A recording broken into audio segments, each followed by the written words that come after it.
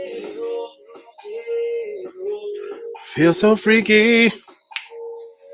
I feel so freaky. There's something about the way you look at me. It's got me imagining and seeing things in my domain. I'm about to blow up in here like a hurricane. And I can't take it no more. And you can't take it no more.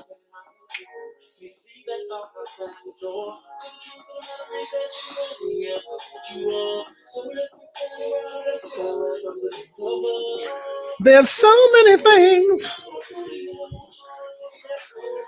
Yes, sir. Yes, sir. Yes, sir. I'm there. I'm there.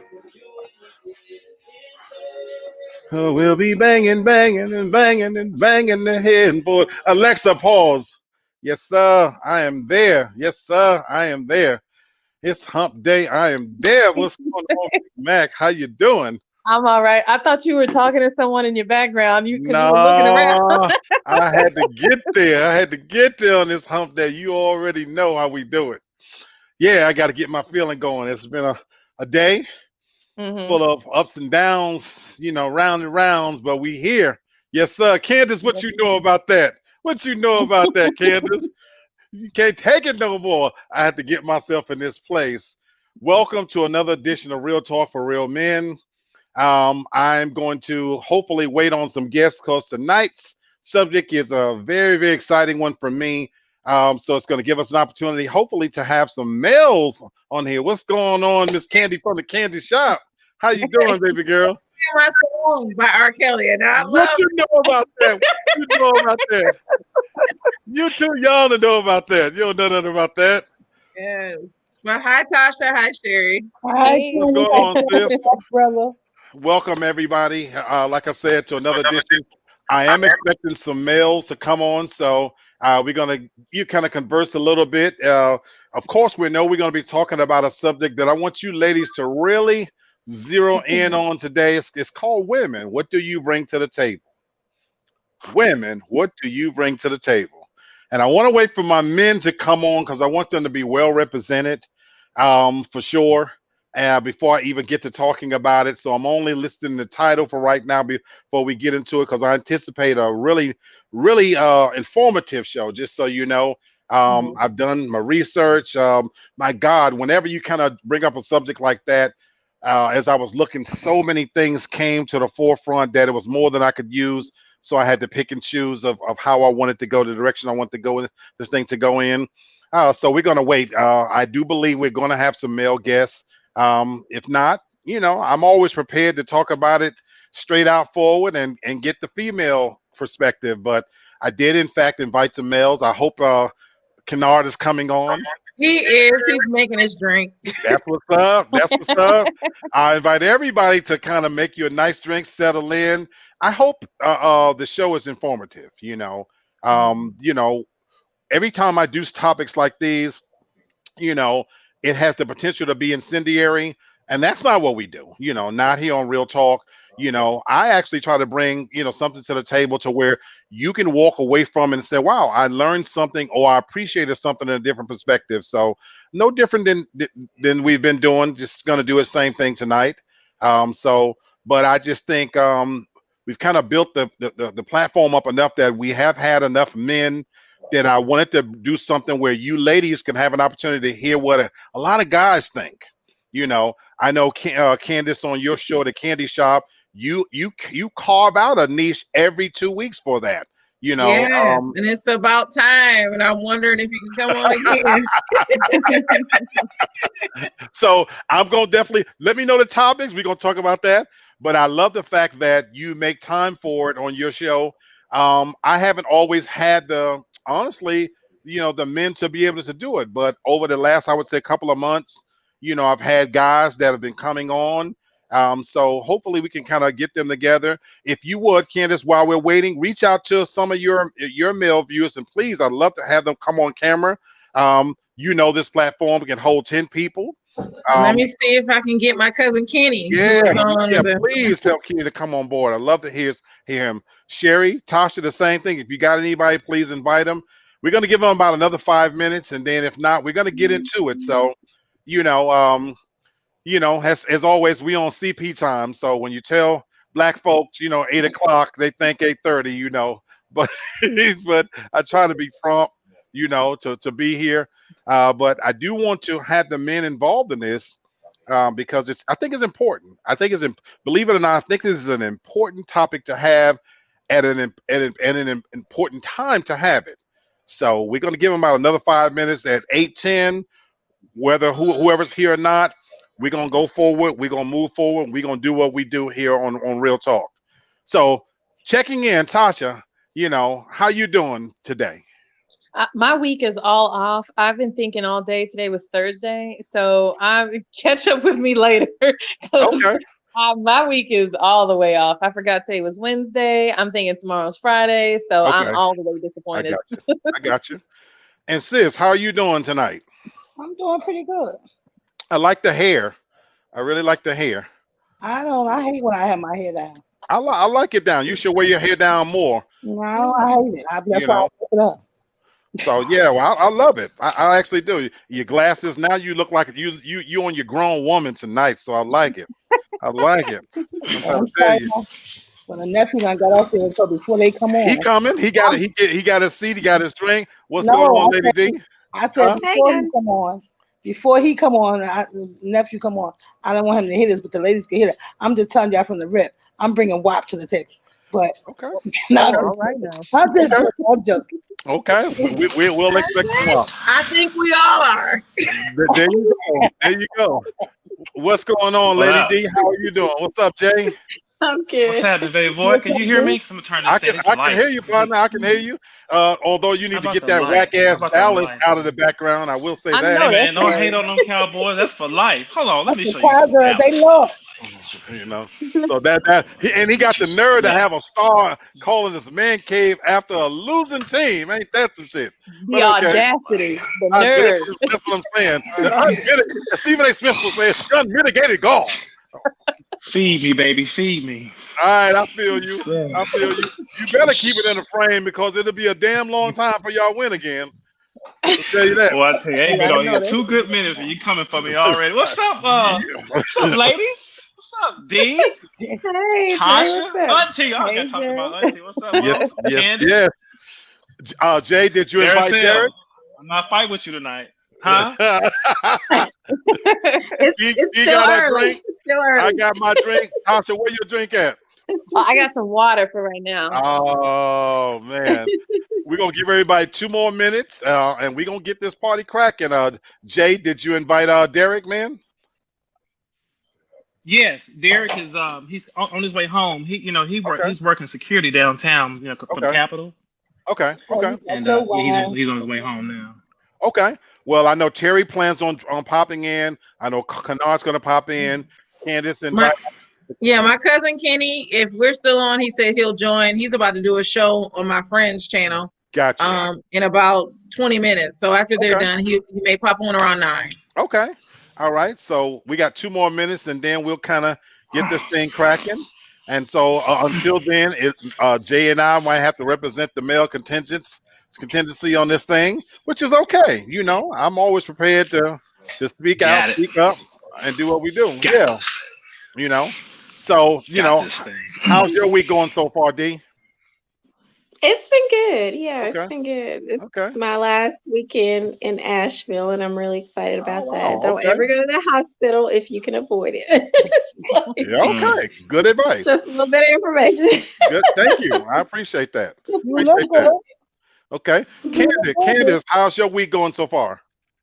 It's been busy at work. Education. This was the first week our start week basically. Right. So it's been busy with these students and employees, managing them. I got you. All right. Well, we're bringing on Kennard. Welcome, Kennard, to the show. Hi, Kennard. Hey, what's going on, yo? All right. So, what's up, brother? Kennard, do you smile? You be looking serious. Yeah, he do. He's a fraud. He smiles all the time. Once Kennard get a couple of drinks to him, then he'll be ready to smile. You heard what I said, Kennard?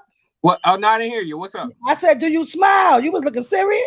Oh, and you just caught me off guard. I'm not a serious. Oh, okay. Smiling now. Yeah. Okay. Yeah, we're gonna go ahead on and get started. As you guys know, I appreciate you being here. We're gonna talk about tonight, women. What do you bring to the table?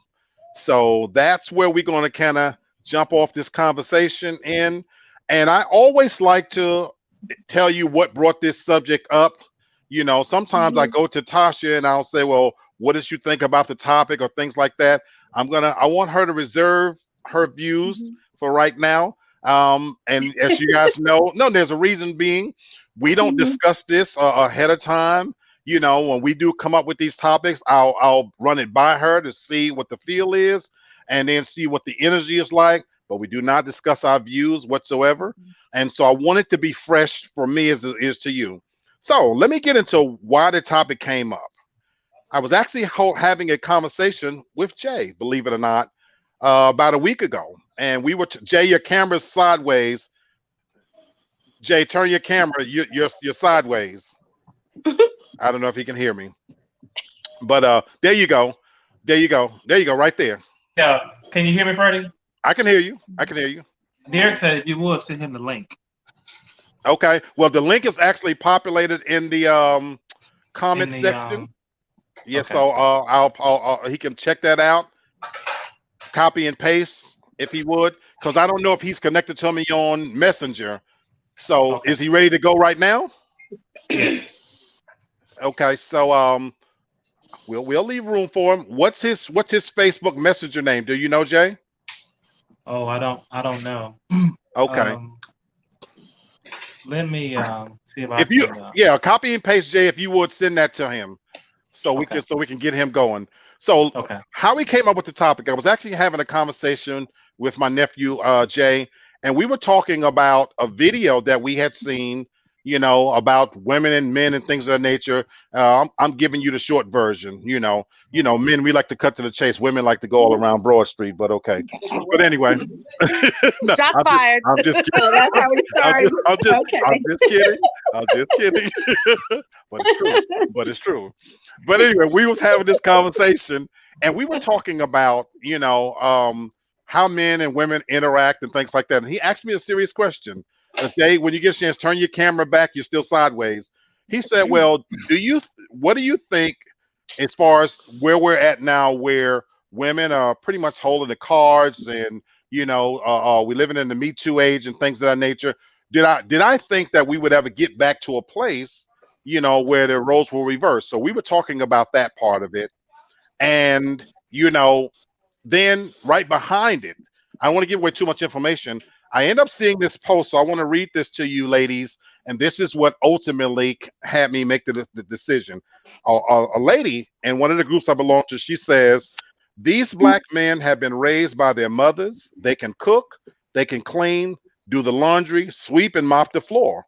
They basically can do all chores, and they can finance themselves. Stop acting like these black men need you just because you have a vagina.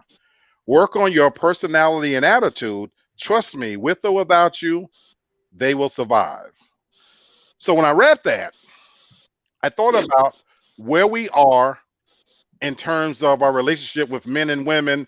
And I don't think anybody would question that right now women are doing it, and they're doing it big. You know, they're running this thing on all cylinders. You know, for God's sake, we're right on the precipice of having the first black vice president. We got 1 week to go, and if he has any kind of slip up, heart attack or whatever, she might be the president. You know, I'm not wishing that, but you know, she's ascended to the highest state. Music right now is being run by women, but all of these things, the dating and everything.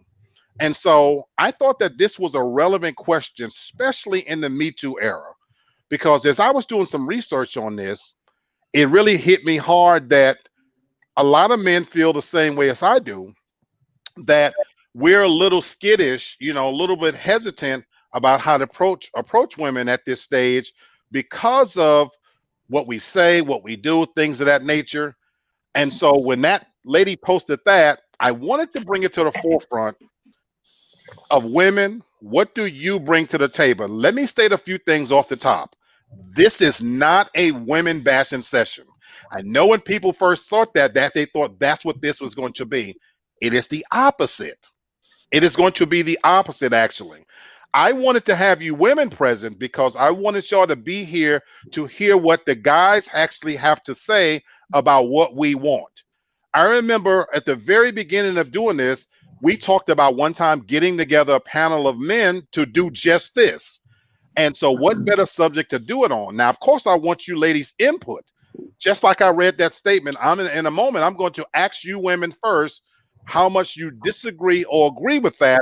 And then I'm going to get into the subject matter. And I want you guys to listen and participate. But at the same time, I'm going to come back to you because I want you guys to be able to tell us what you bring to the table. Is that fair? Yes.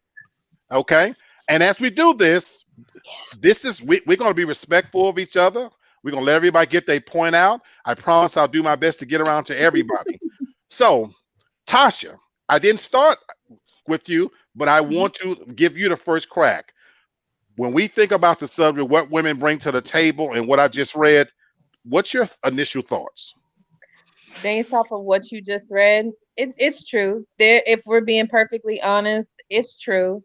It is 2021. Men can do for themselves. A lot of them may choose not to, but it is true. And I think sometimes it's really easy to fall into that whole, for a lot of, I'm going to say girls, not women, for a lot of girls to think that, well, I have a pussy that's substantial, that's good enough. And sometimes with this statement alone, what do you bring to the table? It sounds transactional to me, because it's like, why does one have to be bringing something to the table? Why can't we rephrase it as if it's, how can you better me? What do you add? What value do you add to me? I think that would be a better way of phrasing it, because it can go either way. What do men bring to the table? What do women bring to the table? I like it. Okay. Candace, what's your thoughts? Ooh, my thoughts. I've been thinking about this all day because right now, the whole wave is the Kevin Samuels thing. And personally, what he's saying, what we as women can bring to the table does not matter in regards to a high value man. But I'll say this in dating, not to make it about race, but a lot of times when I've dated Black men, I have to have myself together financially in order to date a Black man, because a Black man is not going to want me to be a housewife. Now, dating other races, which I have, they weren't so stuck on what I can bring to the table. They were stuck on what they can provide for me. So those are my thoughts on that. Okay. Good points. I like that. Sherry, where do you stand as you hear this topic initially? Well, I agree with both of what Candace and Tasha said, and I, as far as I think you're in a partnership, so you could talk about what you can do together, like Tasha said, building each other up, pretty much. You understand? And I mean, it's a good topic. Okay. All right. Daracel, close it out for us. Where do you stand on the initial hearing this? I don't think any man looks at a woman as like, oh, she can sweep that floor real good, I want to date her. I mean, I don't think that has any bearing either way on a relationship. That's not what you're looking for. It's about companionship, somebody you can talk to, somebody you can grow and build with, somebody that you could see yourself doing things with for the rest of your life. Now, once you get together, those kind of things play a factor, but it's not going to matter if she can cook and clean and wash it. I know plenty of women that's married that can't cook, don't know how to microwave food. So I don't think that has any bearing on your ability to find a mate. I mean, that stuff don't matter. Okay. Kennard, what do you have to say on that? I mean, we talk about like what people can bring, what women can bring to the table. I think a lot of times when we talk about that, as far as man goes, usually that's a deficiency. You know what I'm saying? Like, I get the whole helpmate, but I'm not worried about what a woman can bring to the table, say financially or in that regard. I'm thinking about how we can build this thing together. How you can facilitate my dreams and I can facilitate yours. You know what I'm saying? Like I grew up in I grew up in a single parent / grandparent and grandfather household. Okay. Where I got both sides of the story. So I know how to cook. I know how to clean. I know how, well, maybe not clean, but I know how to take care of myself to where I don't need a woman to come and be domestic. Okay. For me, I just like a woman for companionship, for laughter, for entertainment, if you could say, and a motherly figure to help raise children. But as far as like bringing stuff to the table, like what are you gonna bring? Like what can you? The whole bringing stuff to the table is kind of obsolete at this point because those traditional gender roles are starting to kind of phase out. You know what I'm saying? Like it ain't. Okay. Women are working now. Women have higher level degrees now, to where to ask them to be a PhD or be whatever they are, and to ask them to be a homemaker all the way at the same time is not always the case. Because there's a situation like last year, for example, where Candace worked. She had to commute at her job about an hour away. Okay. So essentially, I was actually the homemaker because I was the one that got home first. Okay. But that still didn't take away my role as a man. It's just that I had to take on a different role because that's what it was. Okay. I'll hold that thought. Hold that thought. Yeah. I can appreciate that. Derek, jump in here. Based on where we started initially, what do you think about the commentary that I read and the topic itself? Well, I got it on the tail end, but what I heard from everybody else speaking about it, from my point of view, You, about you bringing it to okay? You might have missed the read. Hona and Bert, welcome to the conversation. So you guys came in late, so I'm going to read what actually was one of the reasons why I did this topic. A young lady wrote this. She says, "These black men have been raised by their mothers. They can cook, they can clean, do the laundry, sweep and mop the floor. They basically can do all chores. They can finance themselves. Stop acting like these black men need you just because you have a vagina. Work on your personality and attitude. Trust me, with or without you, they will survive." Okay. Go ahead. What's your thoughts? From that, I agree with that because when how I was raised, I had both my parents in my home. Plus, I had my grandmother. She was like a second mother to me. And pretty much from the get go, as I can remember back, they were always saying that they always be self sufficient. And that what they're saying is, you don't depend on another person, a woman is coming in your life to cook for you, to clean for you, to do everything. Because it's a possibility you might not find that helpmate that you can grow with or marry. So you have to be able to be self sufficient. And like I said, for myself, I haven't never looked as a mate, a woman as what she can bring to the table because it's like we're gonna be helping each other, and then and we will look at each other's goals and we're gonna go from there. So we're gonna sit down and we're gonna talk about it and see where she's trying to come from and where I come from, and then we're gonna work together. Okay. Okay. Hona and Bert, married couple on together. What do you guys? What are your initial feelings when I read that statement? And in context of the conversation, women, what do you bring to the table? Either one of you, what do you think? All right, I'll start. Basically, my parents weren't together, but still, my mom and my dad were strong influencers in my life. So I got it from both sides as far as how to take care of yourself. Okay. How to make sure that you can't really depend on anyone else to cook your food, to wash your clothes, or anything of that nature. Plus, my grandparents, on top of that, my grandmom and my grandfather, they were very self-sufficient, especially my grandfather. So he also doubled down on the fact that, hey, you need to know how to cook for yourself. Make sure you clean, make sure you don't have to depend on anyone else for your survival. Okay. For you to maintain. So, yeah, I mean, when I'm going into a relationship, I'm not looking for someone that can do those things for me. It's good if they can and if they want to, but as far as anything else, that's not what I'm looking for when I'm going into a relationship. Okay. Hona, get in here.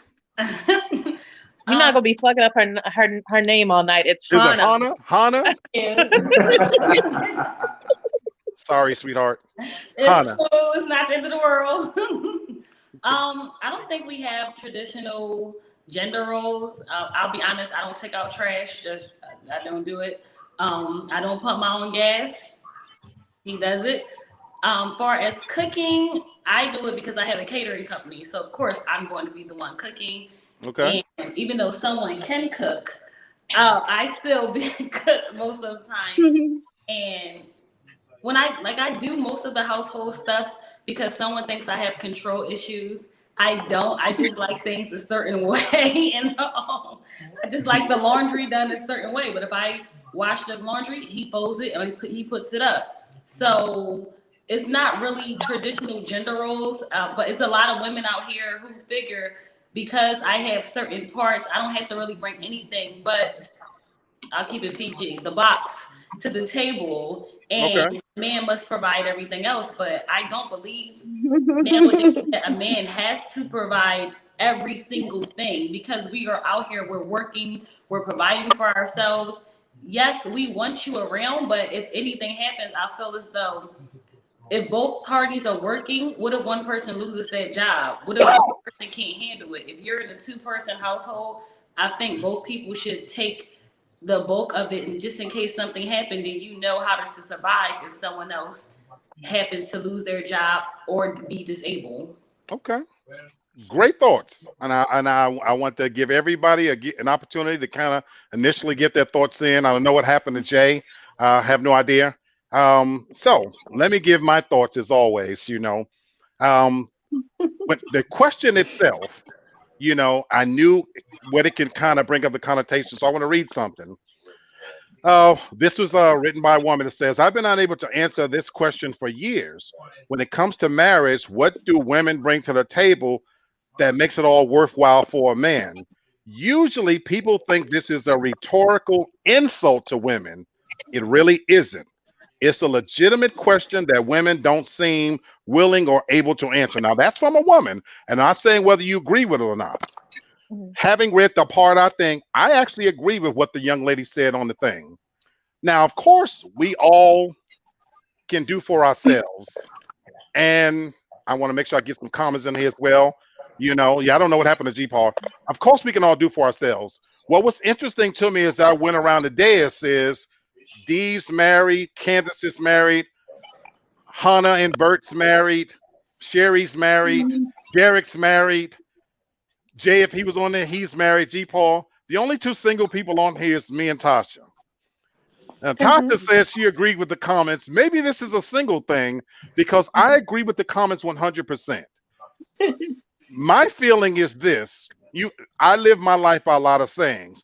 I can do bad by myself. As a single man, I actually cook better than most women, clean better than most women. I enjoy grocery shopping, doing the laundry. There's only one chore when it comes to household chores that I don't enjoy doing. That's cleaning the bathroom. Vacuuming relaxes me. I spend 2 hours in a grocery store. I go to the grocery store just like that's a mall. It relaxes me. When I was married, I did all of the domestic things. My wife cut the grass. I'm not an outside person. I was raised in New York City, so I hate grass. I'm saying all that to say this. I've been able to take care of myself from the time I stepped out there. My thing is, it's not a matter about whether the roles for me are defined. It's about that if you're coming on board and you're not going to make the road easier for me by being able to do some of those things, and the only thing you are bringing is that musty snatch.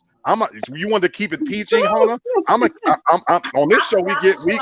Yeah, this is a different show. If all you got is your pussy, I can get that anywhere.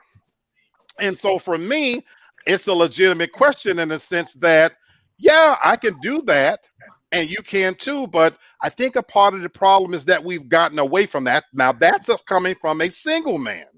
But it's amazing that the married people, it's kind of a different mindset. So as we get into this, I'm going to be interested to see more so where me and Tasha break down in the middle of this. Because where I want to go with this now, before you, I know you guys probably want to answer a little bit more on that. I want to break down. We're going to talk about some truth and numbers, and I'm going to give you guys some statistics that I want you to think about that makes this topic even more relevant. Now, we all know that the U.S. population is about 312 million people, right? Right.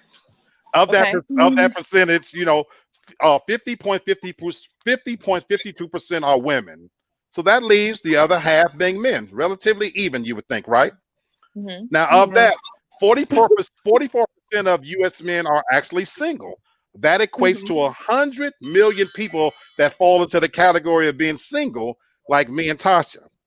Now, let's break down the demographics of that, because Candace, I love the fact that you talked about, as a Black woman, your experiences, because I'm not going to sit here and talk about what happens with other races. I'm going to talk about what goes on with us. Now we happen to have, Darcel's married interracially. Tasha is also mixed. So it's not that that's not relevant, but I'm going to talk about it in the context of Black people. Now, of the demographics, I want to share something with you. 40 million people are using online dating services. 40 million people. So that tells you that people want to get together. But I'm getting ready to give you a staggering statistic that I hope blows your mind like it blew mine. When it comes to marriage, which is the ultimate goal, as we would think, right? 67% of white women between the ages of 25 and 54 are married. I'm going to repeat that. 67% of white women between the ages of 25 and 54 are married. For Black women, that number is 34%. Ha! That's why I said it was staggering to me. So the question then is, let me go ahead. Not to cut you off, Lee, but isn't it interesting that that's the situation? But 4 out of the 5 Black women on here are basically married. So I just want to know where these numbers come from, because they're so quick to put down us as Black women in our I know it's the statistics or whatever, but I'll just say this: hopefully us as Black women are doing the census and everything that these statistics come from, because the 4 out of the 5 Black women on here, it is completely different from what you're stating. And that goes to show you that the numbers are skewed, because they would want you to believe that we don't marry, but I've been married twice. So let me ask a simple question. No, stop. I'm gonna listen to your number. Stop right there. Stop right there. Because I'm gonna ask a simple question, and I want about show of hands. How many of you believe that those numbers are skewed? By a show of hands. I don't. No. Sweetheart, I believe they're skewed because you can't. That's okay. We got that. We got your view on that. But Candace, if you think about where most Black women want to marry Black men. I'm gonna get. Go ahead, baby. No, please go ahead and finish. I'll let you finish. I'm gonna say a large majority of Black men. No, hold on, Candace. We let her get her thought out. Can I say this? No, not yet. Let her finish her thought. Go ahead, Dean. A large majority of Black men are incarcerated.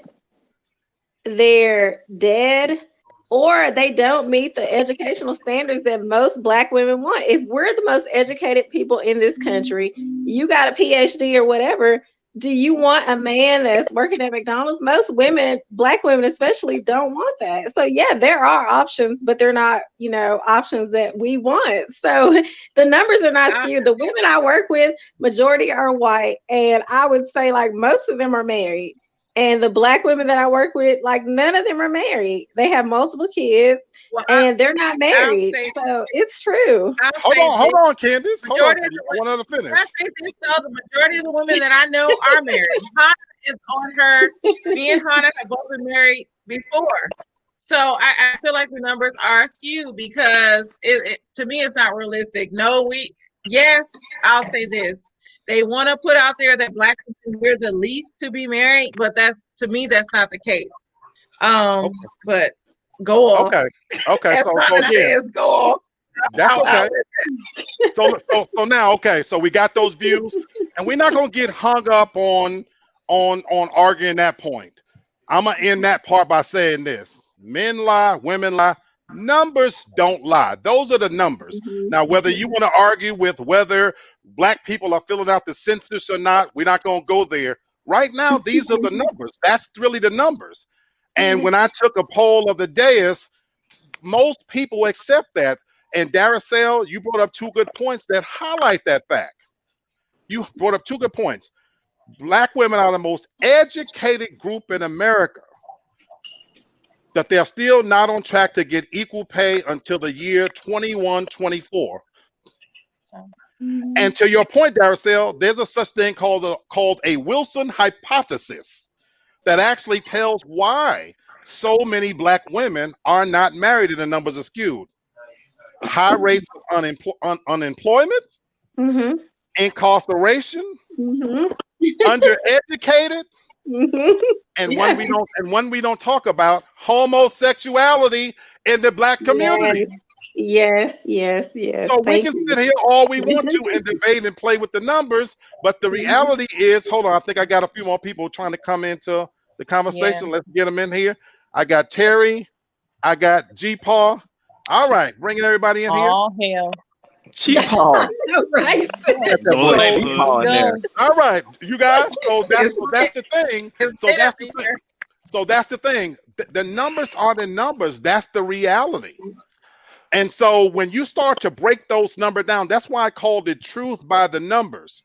Although the population might be even in terms of men to women, when you start delving in those numbers, the numbers actually speak to that. Because once you talk about Black men and you start taking away based on those statistics, it actually speaks to why only 34% of Black women between the ages of 25 and 54 are married. Those are the numbers, folks. Now, let's go. Let's talk about the specific things that led to these numbers. Terry and Jay. Can I say this though? You can, please come on. We have 4 Black men on this show that are not incarcerated, that are not gay. So I should not put it on line. No, hold on. I want to hear numbers it. are based off of whoever answered the census and whoever. I'm listening. But those numbers are based off of who answered the census and different things. But Lee, you've been married before. Derek, I understand, is married. Jay is married as well. So I still feel like the numbers are skewed. But I'm not against listening to the numbers. I'll say that. That's okay. I want to answer that one part. Now, I want to answer that part by saying this. I want to answer it this way for you, Candace. Can you hear me? Candace, can you hear me? I think she froze. Okay, she froze. I want to answer it this way. She and I both work in education. And all day long, every day, what we do for a living is we talk to people about education. And so we live in this bubble where sometimes it's easy to get lost by thinking that everybody's educated, because that's what we do for a living. And if you have a college degree, in all likelihood, or you're an educated person, you tend to surround yourself with educated people. If you're a married couple, you tend to surround yourself with married people who's stable. So sometimes we can get caught up in living in this bubble by thinking that that's the reality. In reality, most people don't have a college education, especially Black men. And so I'm saying that to bring up the point that as a married woman, she doesn't want to accept the numbers, but all we got to do is step outside. Every nasty, filthy, no good bitch out there don't have a husband. No good. And they're looking for one. Be a bitch. And that's the plain reality. Those are the facts. Not everybody's happily married. And so anybody to understand where I'm coming from at that point? Yes, I say no, one No, thing? we get it. yeah, Hannah's been wanting to Hannah, say come on, something. Hannah. Come on in here, I'm Hannah. trying to be patient. I'm gonna just say this. I'm not trying to argue with the numbers. I don't think the numbers are askew, but I do know. I work for a big company, and it's like half and half, far as the men and the women that's black and white that are married. But a lot of the white women that are married within my company, they are marrying for convenience. And I think we try to marry for love. Like a lot of them talk about, oh, I got married because, the household and he does this and that. But it's not really love there. So they'll get married. It's not speaking against another race, but Okay. from my observation, they'll just get married to get married. And it's convenient. We can have this household. We can split bills and this and that. And sometimes a lot of black people, they want to love the person who they marry and actually build with that person. So yes, it's good. I don't think the numbers are wrong, but I think both races get married for different reasons. I love that she made that point. I got men on here to answer that. And I always like the conversation to lead wherever it goes. Men, what are your thoughts on that point you just made, that white women marry for money? I said some. I ain't say money. Don't do that. Okay. So I want to clarify your position. I want to clarify your position. White women marry for convenience. So I'll use she married for convenience. But black women, some kind of reason, that 34% of them only being married, the reason why they're holding out is because they're waiting for love. I want you guys to speak to that. Hell to the no. Hell to the no. I don't know where she came up with that, but I don't know about black women marrying for love. Like all the black women that I met in my days back in the day, they wanted material possessions. So it wasn't no love. So we couldn't have got to that point. All the white women, they're just easygoing. They're not looking for material possessions. So maybe that's why they're married. And if it's working so good for them, why don't you just copy their style? Like all these single women, that can't get married. Don't clap for that. No. Hey, you can hate the truth, but what I found is that, like, to me, that's some bullshit.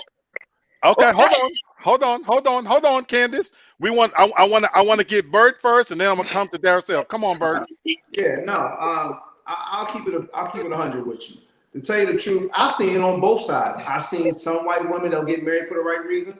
I see some black women that get married for the wrong reason. It might for the bread or whatever the case might be. I just think it's what you're exposed to. It's just like what the gentleman said before me when he was saying that, well, he saw it the opposite way. He saw the black women being gold diggers. He see white women as being easy. I've seen it the opposite way, where I've heard white women say, well, you know what? He can't really do this and he really can't do that. But you know what? He make good money. He can take care of me. He'll be able to take care of the family. He'll be able to provide for my needs and everything like that. And I'm straight.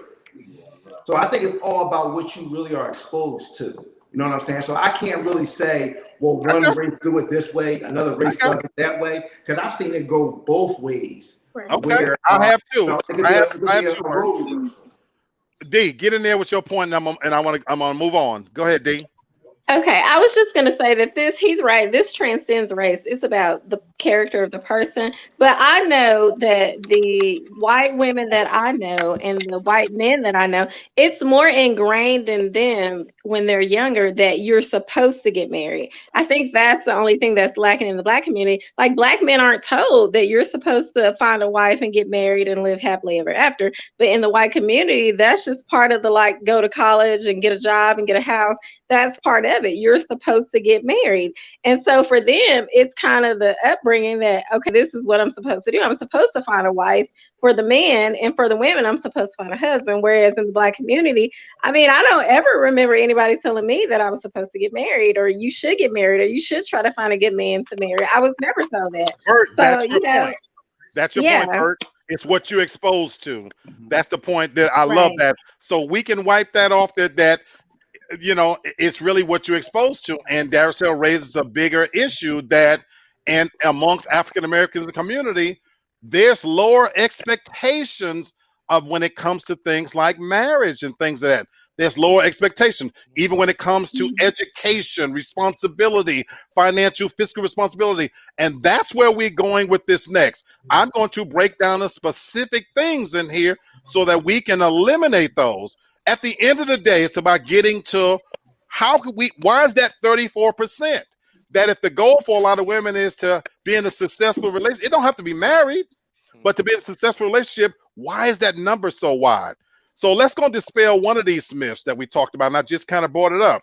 Education, because I heard at the beginning of this conversation, which is true. Darcel talked about women being more educated. That's a fact. Those numbers aren't skewed. Black women are the most educated group in America. Candace and I work in education. The majority of our students are Black women. They're the ones getting their degrees, graduated at a disproportionate rate. Right on this dais, they're the ones. For the Black men that are on here that have degrees, we stand in a very lonely place. Am I wrong or am I right? Somebody speak on this. No, you're right. You're right. It's very few of us that have a degree, because a lot of times while we growing up, and I know when I was growing up, it was about the fast money. It was about maybe getting into a factory or getting into this job here and there. If it paid you a little bit more, you know what I'm saying, then that was good for you. I can speak on that. Uncle Freddie, do you know why I went to college? I actually don't. Please. This is enlightening. You know, my senior year, I didn't even take my SATs. I had no plans to go to college. We never really discussed college in my family ever. The only reason I went to college, well, really a tech school, is because you worked at ITT and he told my father he could get a discount. So if it wasn't for you, I would not be educated because you got that job. And so there's a side story to that. At the time when I was working for ITT Tech, I wanted my other nephew, Jay, turn your camera, to go on my discount. He dropped out. He dropped out? Yeah, I wanted Jay to go on my discount at that time. And so it's amazing that Jerry was listening. It was targeted towards Jay, and his parents were dead set against it. And here my youngest nephew heard it and end up getting an education. But I want to ask the guys something, and then the women as well. But I want to get to my guys first, because Derek, I want you to get in here. Bert and Terry, I want you to get in here. And I don't know why Jay keep popping in and out like a goddamn whack-a-mole, but okay. That's what he is. So when it comes to education and terms of what a woman brings to the table, how much does that matter for you? 0%. Zero. I could care less about your education. You can work at McDonald's, Walmart. I don't care. As long as you have a job and bring something. I don't care how many degrees you got. That doesn't excite me. I mean, it's good. You know, I guess if you're married and you have kids, you know, you're financially stable, but it has 0%. Yeah, I agree with that. Come on, Derek. I agree with that. When you meet a woman that, like I said, the first thing in your mind is not, hey, did you finish high school? Did you got your PhD? That doesn't come up in the conversation. That comes up as you get to know each other and you share those things. It's not going to be a breaking point if you've been spending time with this woman and all of a sudden she tells you, well, I got a second grade education. You've been talking to her that long. All of a sudden you're going to it's not going to even be a factor in the matter. All right. Jay, are you on, or you still with us? I am now. My wife had called, so I clicked over, so I'm just catching the tail end of the conversation. Okay. So you're coming in late, but how much does education, we've already established that women are more educated than men. And then when you get into African-American women, they're the most educated women on the goddamn planet. And so for men, how much does education play in what a woman brings to the table? I don't know if education is hugely important in the beginning. If this person is somebody you feel like you can grow with.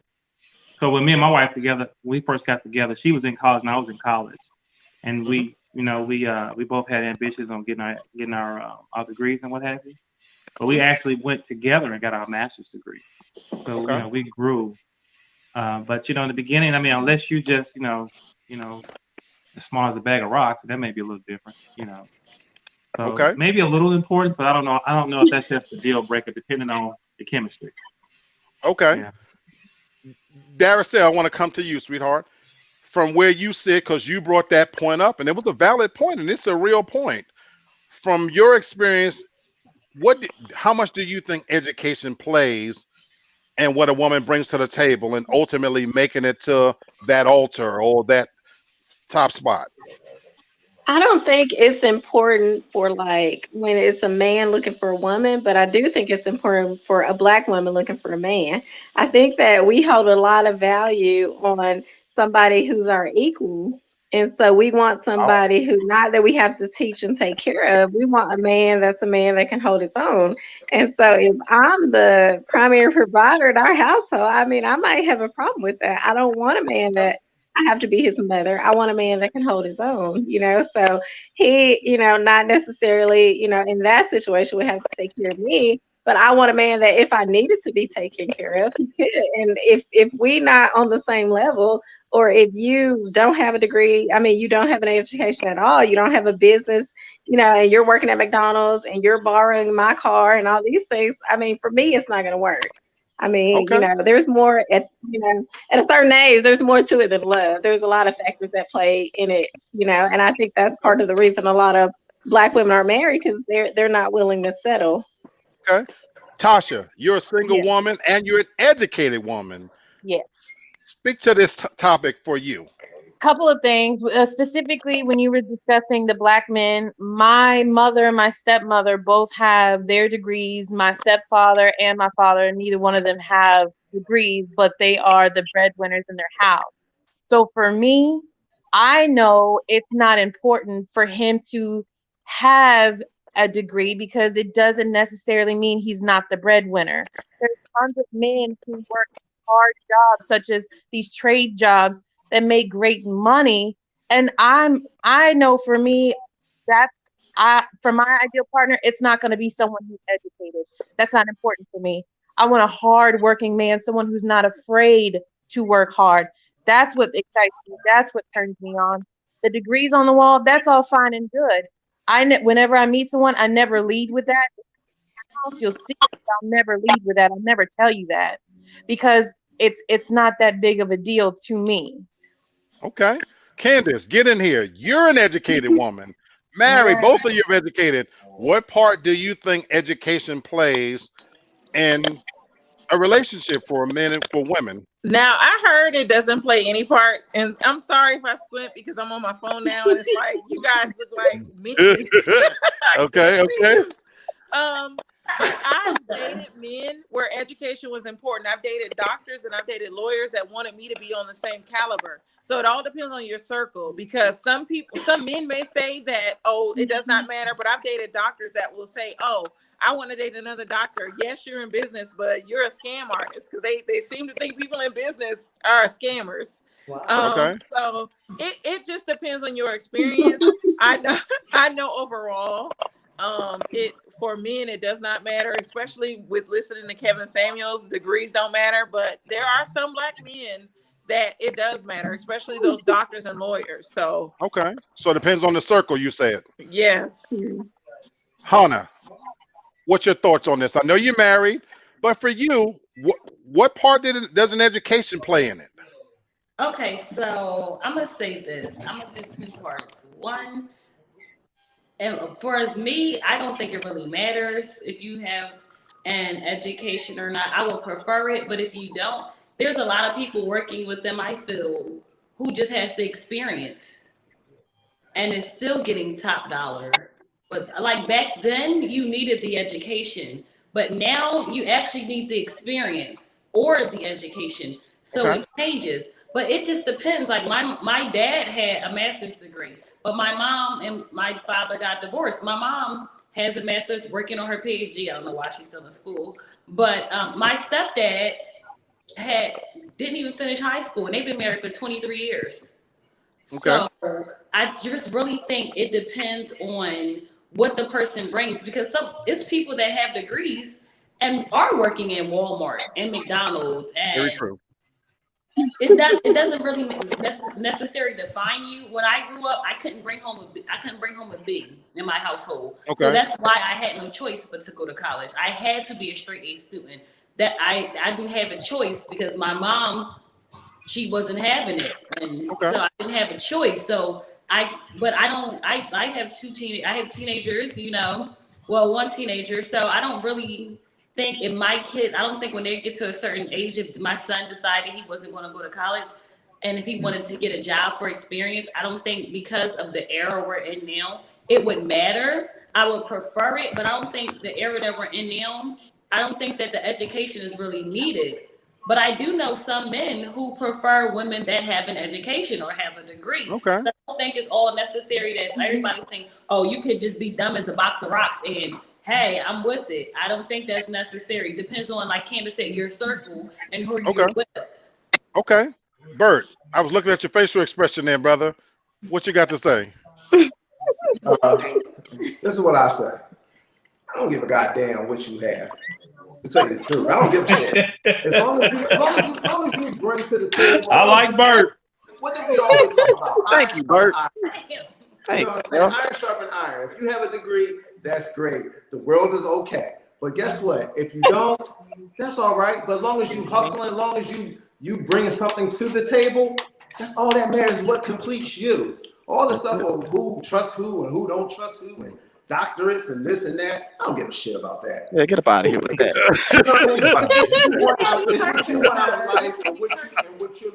Terry, okay. What meets your needs? What meets your individual need? Now, if you don't trust a person that's low level, McDonald's, Burger King, whoever the hell, wherever they work at, then fine. You ain't got to be with them. Keep moving on and find that person that can complete you. But that's what it's all about. It's about what completes you. I love it. Sherry, I ain't forgot about you. You sitting up in here like a housefly on the wall. What you got to say? Auntie? I mean, I'm not an educated woman, and we didn't grow with an educated mother, and she raised 11 kids. You understand? But that didn't make her be a dummy. She was that woman that took care of the kids, fried the bacon, and went out to work and everything else. So it doesn't really matter, you know what I'm saying? But I did want my daughter to be educated so she can have what I didn't have. So she do have a degree, you understand? But I don't think it's a matter. But to Hannah comment that she was saying, I think Hannah, do you know, especially in New York, a lot of these women don't even seem like they be interested in getting married. Black women, should I say? They should. You know, I've been married 31 years. And I said, if I had to do it over again, I marry for love. But if I had to do it over again, I'm married for convenience and some cash and everything else. Shit. You know I concur. I'm in that same boat. I agree with my sister on that. Yeah. I agree with her. So let me close. Terry, did you have a last thought before I close this part out? So let me close this part out by saying this. My niece, her daughter, just got her bachelor's degree. What was it, about a month and a half ago? Posted it on Facebook. She got the traditional congratulations, blah, blah, blah, blah, blah. Here's the reality. She would have gotten more attention had she come on with a short skirt and done the twerk of her life. If she had shook her ass like it never didn't matter, that would have went on for a week. The value of education, unfortunately, when it comes to our people, is just not put on a high list, and that's the reality. And as a single man, Bert, you nailed it. I could give two shits about what your education is. In fact, I don't know how many of these brothers on here willing to admit this. The woman that's the most educated is actually the easiest woman to get. She already have her education. She got a better house than I think. You know, those are the ones that's going the most.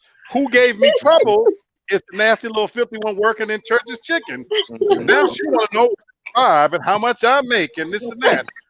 But the one that's got a degree, PhD, she dropped in my roles with no trouble at all. And so education doesn't mean a thing. You are correct. She's educated. She might not think her draw all the best. You are correct, because I was looking for. I wanted to have a good time. I'm not gonna lie. Thank you. Confirmation. Yep. Double confirmation. Double confirmation. Double confirmation. Let's go. I'm sorry. Go ahead, sweetheart. Okay, so I understand. I agree that it's probably different because I'm not saying I'm better than anyone, but I don't see myself dating someone working at McDonald's. Not because of that, but at a certain age, you have to have some growth. And if you've been a cashier since 17 and you just don't want to grow and stay being the cashier and making minimum wage, it's not going to work for me. I'm not. There's a lot of people who just want to stay in that same occupation for the rest of their life. So I'm not saying anything against it. No, you're right. You're right. Now I agree with you on that.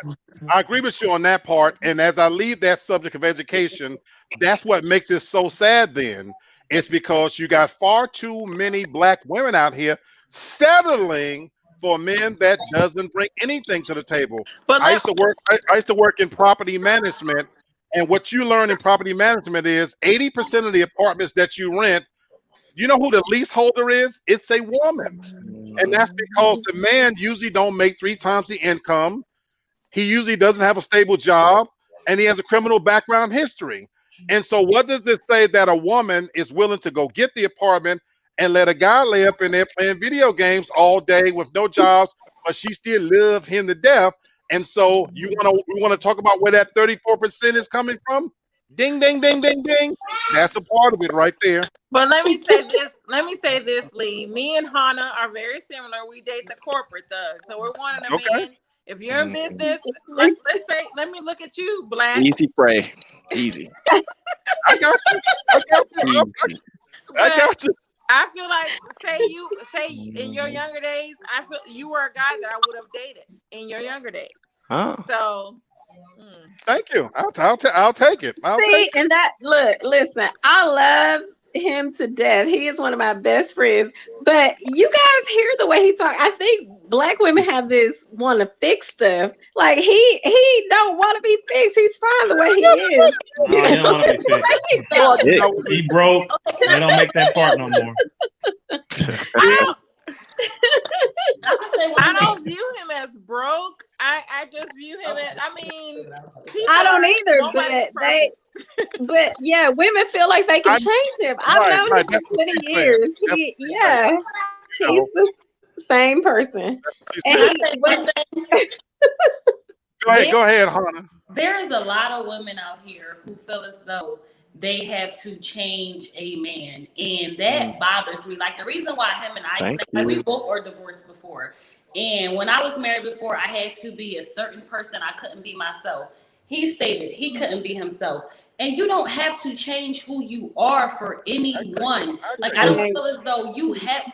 If you're yourself, that's what should be honored and respected and wanted. So if you have to change yourself or compromise who you are just to be in a relationship, then that's not the relationship for you. Now, unfortunately, we both got he's older than me, of course, but we both got married young, around the same ages. So we didn't really realize that you don't have to change yourself. But you saying that you don't like a lot of women and some men feel as though, oh, let me change this person. Yep. But if a person if you feel as though the person has to change, then they'll change when they want to. Absolutely. But it's the difference between trying to change someone and having growth within that person. Absolutely. I agree. Hold on. I'm looking for potential. I gotta move to the next point. I agree with you. I gotta move to the next point, which is finances. Because one of the things that always come up, especially in this Me Too era, is what we're talking about. They're on the grind, they're on the hustle, and they do make their own money. So I want to ask the panel again, and I want to start with you, Jay, on this one. Oh, Jay. When it comes to paying the cost to be the boss, what effect do you think does this have on women in terms of what they bring to the table?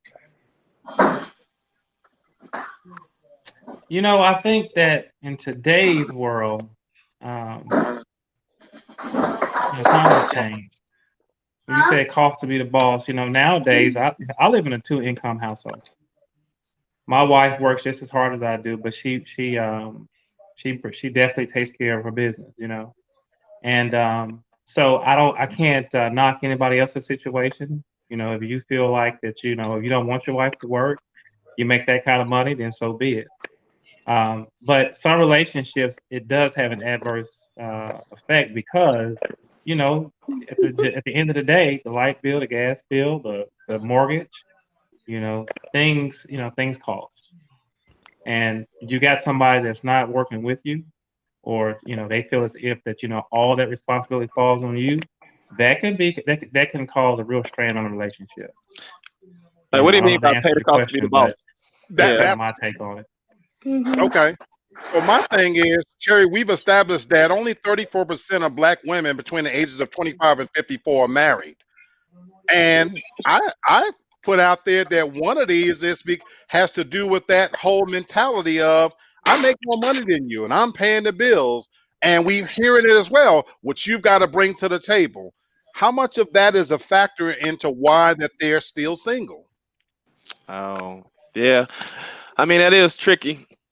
Because I mean, like, just like you make your own money and pay your own bills, like, so do I. So like, when we come together, we can't, work out some type of arrangement. It ain't gonna work. But like, when you say pay the cost to be the boss, I think of like the breadwinner. You know what I'm saying? Who kind of like, same thing, kind of like make the decisions. And I don't think women really want to take that role. They're fine with a man being in that role, paying the cost to be the boss. But when they make more money, and some man will say, okay, cool. I'll follow your lead. And most women don't like that. But at the same time, they don't want the man to take the lead. So I think that's more of the problem. Darcel, I see your face. I know you got something to say. I don't think it's that women don't want to do it. I think when you're thinking about normal, traditional gender roles, you always think of the man being the king of the house. And I am not taking care of anybody's son, point blank, period, ever, except my own. And when he's an adult, I expect him to be the head of his household. So no matter how much money I make, if you want to be the king of this household, you need to act as such. That's the way I feel about it. So no, I'm not going to take care of you.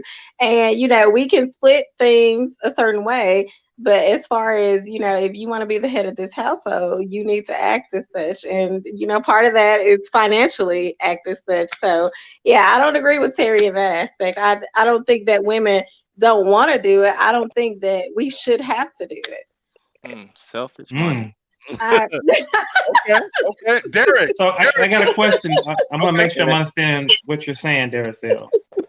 So you're saying if you're making six figures, I'm just throwing a number out there, and your husband's making, $40,000-$50,000, you still expect him to take care of the lion's share of the bill?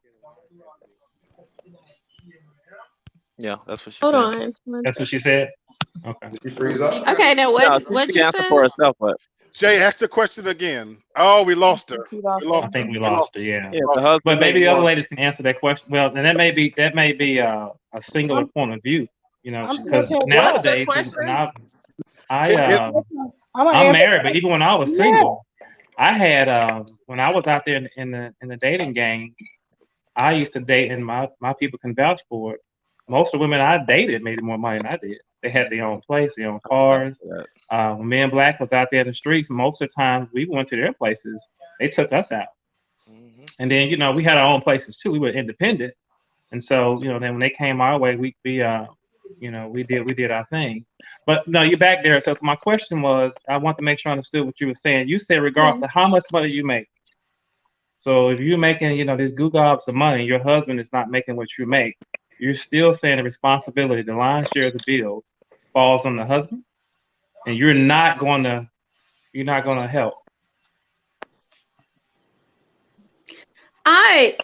So in our house, me and my husband both make pretty good income. It's a yes or no answer. You gotta category and ring. But we do pretty well. And first of all, I don't date guys that make less than me. That's number one, because I feel like I like a certain lifestyle, so I need a man that can help me, or accommodate my lifestyle. So I don't date men that, if I'm making $300,000, I'm not gonna date a man that's dating $20,000 or $30,000. I mean, that's just not me. I'm sorry. I mean, some girls are with it, but that's just not me. But if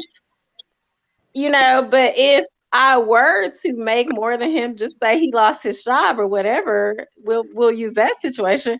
Then I mean, you can only be out of work for a certain amount of time before I'm like, this no, because I'm not doing it. My husband now knows I'm not doing it. Like that's not the way we roll. He knows what we do.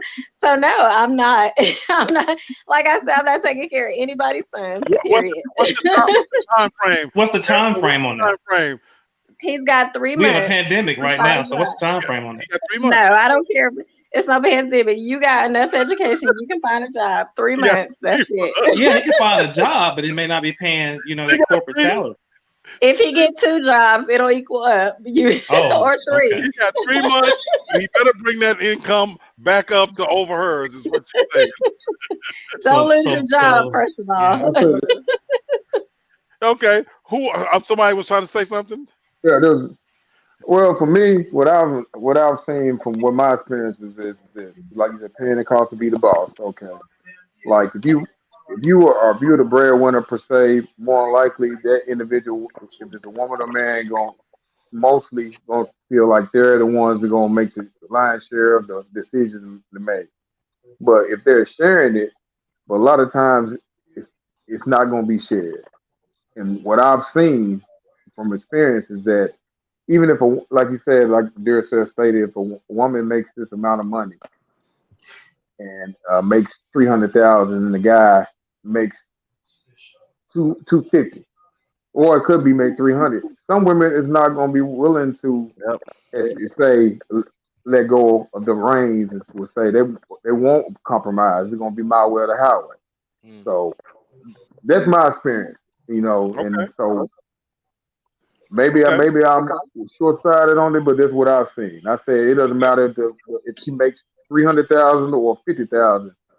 If she feels like, some women just feel like it's a me too. We gonna do this together. Or even if they want you to share it, they gonna say at the end of the day, some women gonna say, well, regardless of we sharing, you're still gonna do instead of 50-50, you're gonna do 60-40. And then maybe next week you're going to be 80-20. But it's never going to be 80-20 that way.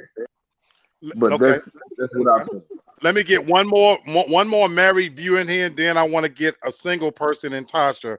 So either Candace and Kennard or Hannah and Bert. I want a married view. Who want to go?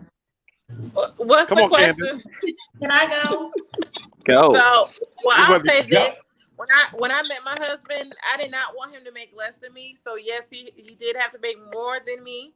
But we make money. So it is what it is. But I want to hear what Hannah has to say. Okay, come on, Hannah.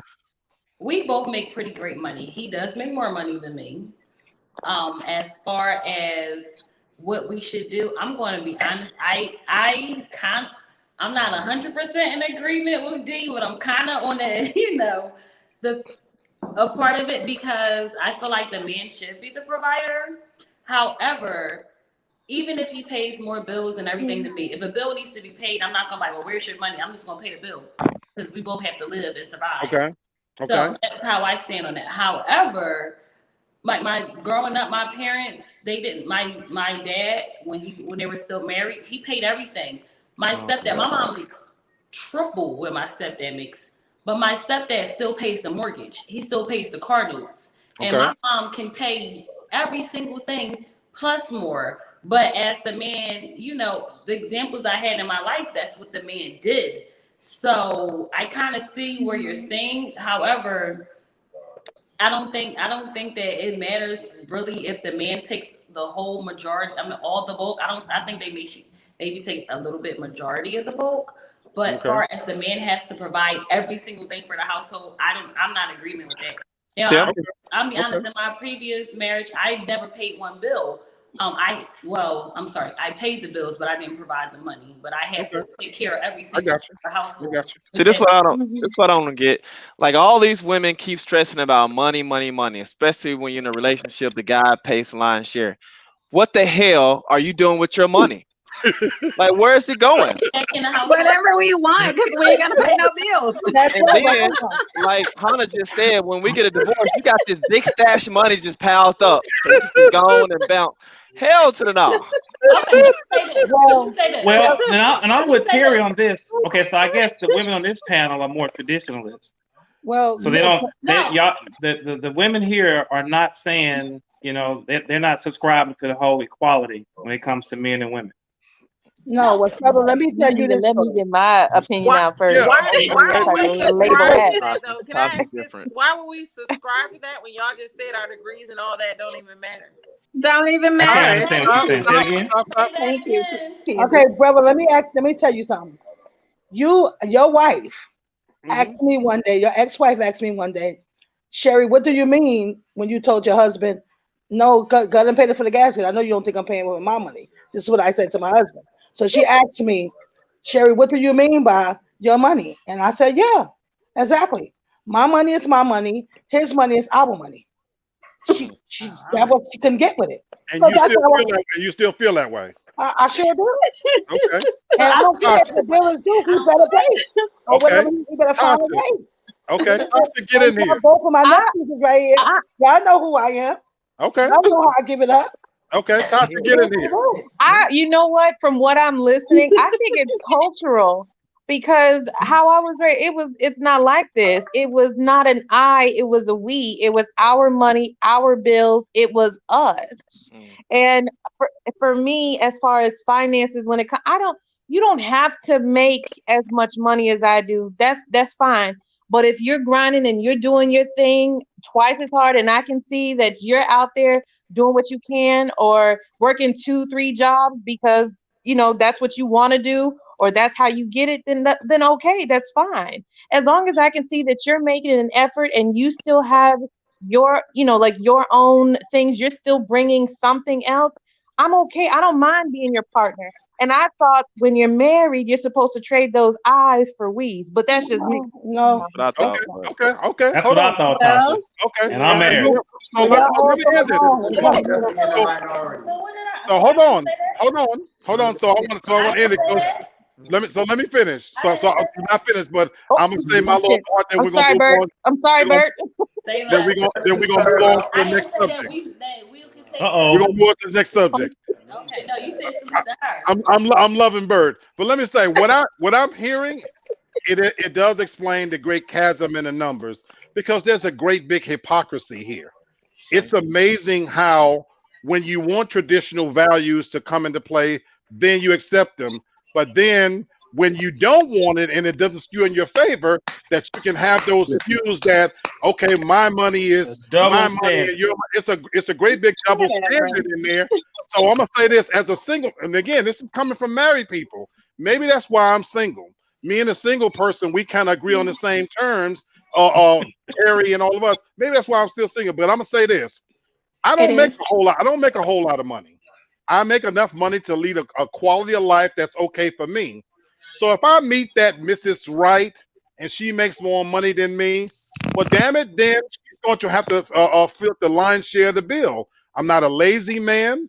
I know what my value and worth is, and if she's willing to overlook that because if I got to go out and get a second job just to make more than that, that's probably why I'm still single. And that's probably why a lot of women are missing out on a good thing, because I'm going to say it this way. You know what I'm saying? Not every guy, sometimes we hit whatever our potential is. Some guys are able to make the 6 figures, and some guys, what they do, what they've accomplished in life, whether it's educated or not, they've hit what they're going to be. That don't make them bad men. That don't mean they're not worthy, but that's as far as they can go. But my thing is, if you fall for that guy and he has the other qualities and you're stopping that from progressing because he's not making enough money, I think you're losing out on a great opportunity. Now, I'm not knocking Dee for wanting what she wants, because we established way back in other shows before. It's what you can negotiate. And she's been able to negotiate relationships that's going to cater to what she wants. But by that same token, I can say on my end that I've never been a paymaster. as Jay said from the beginning, I've always been fortunate enough that with what little bit I brought to the table, it was enough. I've knocked bitches down in my apartment that I ain't had no furniture. You know, I had a mattress on the floor and they still put their legs clean behind their ears and paid for everything. So it really comes down to what you're able to negotiate. But consider this, Freddie. Finances is the number one cause of divorce. You can cheat, you can do a lot of things, but if the money situation isn't right, and then factor, okay, so you're dating and you're struggling. What about when we have kids? It's just going to put more strain on her. Which brings me to my next subject. Perfect timing. Perfect segue. Which brings up children and family. And so Daracel brings that perfect segue that when there's kids involved in family, and so she's right in a sense that what's going to happen, she's right. Many marriages fail because of financial reasons. So let's talk about where that falls into it then, because we talk about children and families. And I'm going to start off first going by saying this. As a single man with no kids to speak of, in my quality of life, yeah, I know that's a funny subject, but that's a whole nother thing, y'all. But okay, stop it. But here's my situation. I know what I make for a living every day, and that allows me to be able to drink what I want to, eat what I want to. I live a pretty comfortable life. You know, I'm able to go to Kroger's and pretty much eat shrimp and lobster whenever I want to. Hell, I go to Jonesboro. I blow $200 on crab legs, and I don't think a thing of it. Now, let's say I meet somebody and she got 3 little kids or whatever. Now, you want to talk about financing. So now, am I supposed to take on the full burden of that? These 3 little monsters ain't mine. Yeah. And then on top, hold on, stop. On top of that, we've already established on other shows that you don't want me to hit them or nothing like that. So I'm supposed to take that in, change my quality of life, go from eating shrimp and lobster to all of a sudden shit I gotta eat some Hungry Man dinners? Really? And work 2 jobs, and you can't shower when you get over there, and you can't. You should be trying to talk to her because she come as a package. When you pick up somebody and they got 3 kids, they come as a package. So you picking up that package. So listen to what she's saying. Go ahead, Sherry, say that again. And that's why that package oftentimes get unraveled, stuffed into a garbage can because it's gonna stay on board. You unwrap that package. No, that's why. Use it and you put that package back on the shelf. You choose a better package. Most women that I know, and I'm speaking from experience, that have children, they provide that before you come in the circle. So if you came in the circle, then you're just the extra income. However, like I had 2 kids from my previous marriage when I came into this. But Terry, I want you to go next. However, I was told I was being too independent, so I had to calm down. He had to let me know I was being too independent. Like, you got somebody else here. That's right, however, with or without that, as a mother, you can provide that. Like I say these kids will spoil you. Everybody thinks they are. They're not. Are they? Yeah. Okay, but they spoil. But with or without that, if someone else came, I'm happy he's in my life. But however, if somebody else, if any other people came in, any parents that came in, usually the mother will provide that before you come in the picture. So you don't have to alternate your lifestyle and change it. You just add it on to what's already there.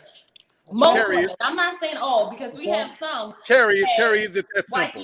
Kids eat McDonald's every night and don't care. Terry and Derek and Jay, is it that simple?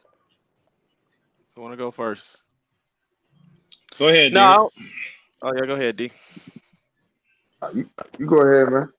I don't think it's that simple, because I'm single. I just have 1 daughter. We live a really, really nice lifestyle, and I love kids. I have no problem meeting a woman with like maybe 1 kid, but once you get 2 or 3, depending on how much you make, your lifestyle is going to change. And I know they don't depend on you initially for any type of financial support, but as all the women have said on this panel, except for Tasha, it's all about the money.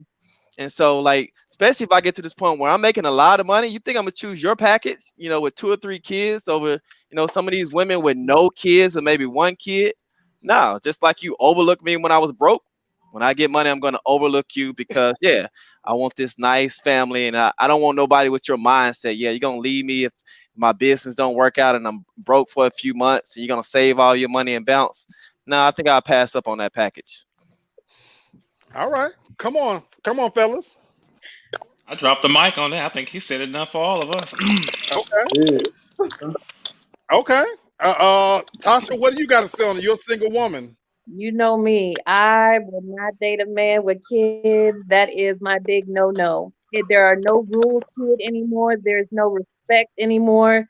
You want me to be able to provide or live in a house with someone that I have no say-so over how they treat me? Oh, you crazy as hell. My dogs won't even act like that towards me. Absolutely not. And so All for men me, are that's not like that, though, Tasha. Let her huh? finish. I had kids when I met my wife. Oh, My wife is I'm my queen. And yeah, she has a lot yeah, to say and so in my household. yeah, my dad was like that with my stepmom. But nowadays, when you got married, it was different. Nowadays, it's different. They don't want anyone to say anything to their kids. They damn near don't even want their siblings, their aunts and the uncles, to say anything to the kids to correct them. So no, that's for me. That's a big no-no. So I'm not I gonna don't put think you can myself say in that that about position. all guys. Oh, yes, I Probably, can. yeah. I disagree That's with No, that. I on got a both daughter. Yeah, I sides, don't want men nobody and coming at me. women. That's on both sides. Let me comment on one part of this that I think is getting overlooked that nobody said anything about. And that's why I said children and family, as one of the factors that I think that contributes to a lot of the women in terms of what they bring to the table. When you're with somebody, I'm talking about a serious relationship, we only focusing on the financial end of it. That's we transition from that one topic to the next. The part we're not talking about is you also inherit in that person's family as well. When you with them, and to serious you dating their family. I think that's a factor. I think that also is a big contributing factor to it as well, because I think with this era we living in now, and we talked about this on other shows, for example, you got grandmothers now that's in their 40s, and you got mamas 3 and 4 kids and kids, and so it in the Black community, it's a very sad thing to see that, because that's a lot to take on, a heavy responsibility, that when you come into somebody's lives and you in there seriously, you inheriting not just that person, you inheriting all of the baggage that goes along with that person. And because we've gotten away from a lot of the traditional values and views, I think that's a major factor as well. So we talked about early in this conversation how white women marry for convenience or whatever. I've often said this, and this is just my personal opinion. I think white women, Asian women, other races, a lot of times they marry smarter in a lot of sense, because of they look at all of those factors. So somebody said that Black women, they marry for love. I agree with that in the sense that for a lot of Black women, they don't look at those factors. And so getting into a relationship, you inherit somebody. Let's say if your man is a hardworking man, but all of a sudden you got his brothers and his cousins and this and that, and they're involved in drugs and things like that. You inherit all of those situations into your household. And so I think that should go into better decision making. And unfortunately, look at our communities. Look at our communities and look at the average households. As a single man, when you go to meet a woman now, forget about her sometimes. Her situation a lot of times is enough to turn me off. Just the situation itself. Yeah, Come on. I think about when you talk about the situation, there are a lot of circumstances that Black men and dating, a lot of times all you have is a situation where you're dating a single mother. You know what I'm saying? And that's the situation. I love the fact that you bring up the fact that of the situation, because our situation as a Black community is not the same as other communities. Especially the further you get in the age spectrum of this, 34, 40, or whatever you want to, most of the times you're going to have, I'll say this. When I was dating, even in the dating game before I met Candace, the last 3 situationships I was in, those chicks had kids. You know what I'm saying? Like it would. Right. Now maybe that's a chopped and screwed version of what reality is, but that was my reality. Right. She had old girl had kids, and the good part about it is they had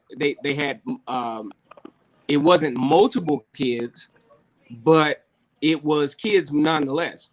And I think for a black man, honestly, to say I'm not going to date a single mother, you're kind of kidding yourself after the 30 plus beyond phase, because most of these chicks have kids, you know. And if you want to say that all of this is a part of, okay, well, this is not the black reality, in my opinion. When you get into that phase, most of these women have kids, and honestly, I was fortunate. Well, I ain't gonna say fortunate, because having kids is a great thing. I got 2 beautiful daughters and a son, but most of this, once you get to a certain threshold of this, there are kids involved. And if you think you're going to have a situation to where there's no kids involved, or you're dating a single mother 30 plus, then you might be kidding yourself. And then you look at if he or she is 30 plus and don't have no kids, then you're like, well, damn, what happened to you? So everything you're saying, Kennard, is so accurate, and that highlights where a lot of the problems come in. Because if you fall for somebody, and we're not knocking kids, I don't want this part to get into that we're knocking kids and stuff like that. We're just talking about reality. Love is not enough to live on. Love don't pay the bills. Let's say you fall in love with somebody and they have 2 or 3 kids, as you said, especially if you get up in age. You know, so you got somebody that's in their 30s and they have 2 or 3 kids. You might love them and even love the kids. But we've already established that one of the factors for black women why they're not in relationships is underemployment. The black man doesn't make the income. He doesn't have the education level.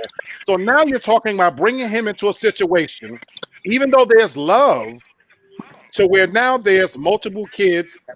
And if he can't make enough money to satisfy D by herself, how in the hell is he going to make enough money to satisfy the woman and the 3 or 4 kids and to keep himself going? So you've created a shitstorm for a guy that's impossible to get himself out of. Exactly. And so you're entering into something that's unrealistic from the very beginning.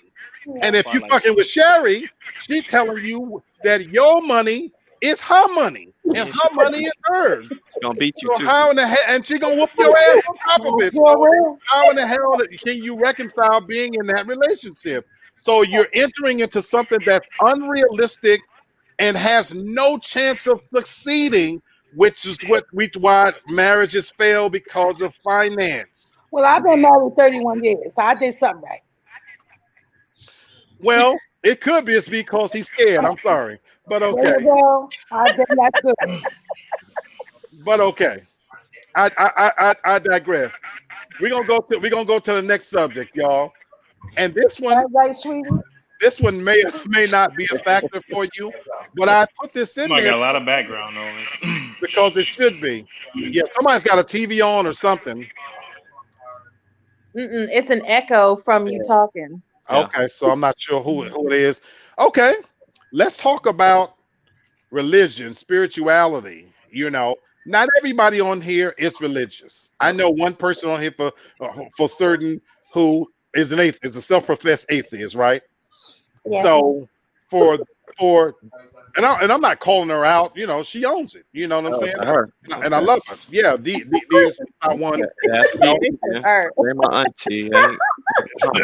You know, process of elimination, huh? You know, it is what it is. But I wanted to ask the panel for you guys, and what do you think in terms of what a woman brings to the table? How much does her religion or spirituality factor in? Is that a factor? Anybody? I would say yes. We don't have to be of the same faith, but we do need to both believe in a higher power. So my wife and I, we grew up differently. I grew up in a Jehovah's Witness. That's my faith. That's what I believe in. But she grew up in a Baptist church. But we both believe in God, which we know His name is Jehovah. And we pray together, and we both believe that there's a higher power, and things just not, we don't believe in this whole Big Bang theory. We believe that everything that we've been able to accomplish and the blessings that we've been, provided, we didn't do this on our own. So me personally, I want to speak for myself. It's important to me that my spouse, somebody I'm considering being with for the rest of my life, do have some type of faith. Let me ask you a side question on that. How does that matter for you in terms of the value of believing in that in your relationship? What's the value in believing? Because we have children. I had children when I entered into the marriage, and then we have a child together. And I personally don't want my children to grow up not knowing that there's a God. And I think that, when you are religious, I think that there's a certain set of values that you have, me personally. And, she has that, I have that. And so our children in turn, we share that with our children. Okay. And that may be from my upbringing. But see, I can only speak for my person. I can only speak for myself. Because we was raised in the same household, and I feel totally opposite. I could care less. I don't care if you're atheist or what religion you are. Because I was raised Jehovah. I don't have a religion now. I guess you could call me non-denominational or whatever. Okay. If you believe in a higher power, that's cool. But some people say exactly what my brother said because of the kids. I want them to grow up and believing in God and stuff like that. You don't know what your kid's going to grow up to believe. I mean, I'm a prime example.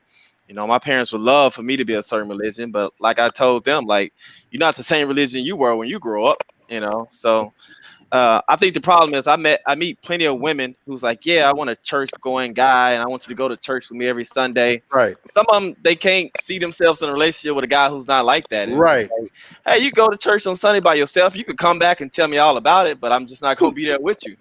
And so that's the problem. But that seems to be a problem for a lot of women.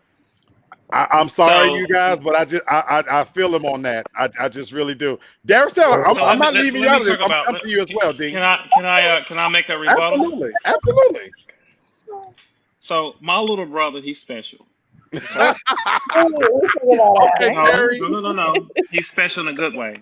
Okay. I'm not trying to he's very special. Terry looks at things from a whole different lens. Okay. But what I would say is the reason I call him special in a good way, he's intelligent. He tends to look at things from, every angle there's possible. But that comes from our upbringing. Now, he got to a certain age where he decided to believe a little differently. Good point. But that comes from our upbringing. Good point. He right. We came up in the same household.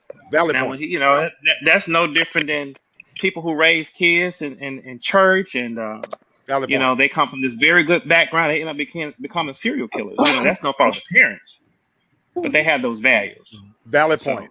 Valid point. Valid point. What's going on, Kenny, man? Welcome to the conversation, my brother. What's good, black people? What's good? I appreciate you joining us, coming in late, man. We talking about women, what they bring to the table, and this thing is interesting, man. Yeah, and so I want to get your views. As a matter of fact, I'm gonna put you on the spot right now. You coming in late. What value do you think that religion or spirituality plays when it comes to what a woman brings to the table? Religion doesn't play a big part, but her spirituality does, because I think religion is a group or a man-made situation, whereas long as she got a spiritual connection to her higher being, that's all that matters to me. Okay. I can dig that. Bert, come on in here, man. I ain't heard from you in a minute.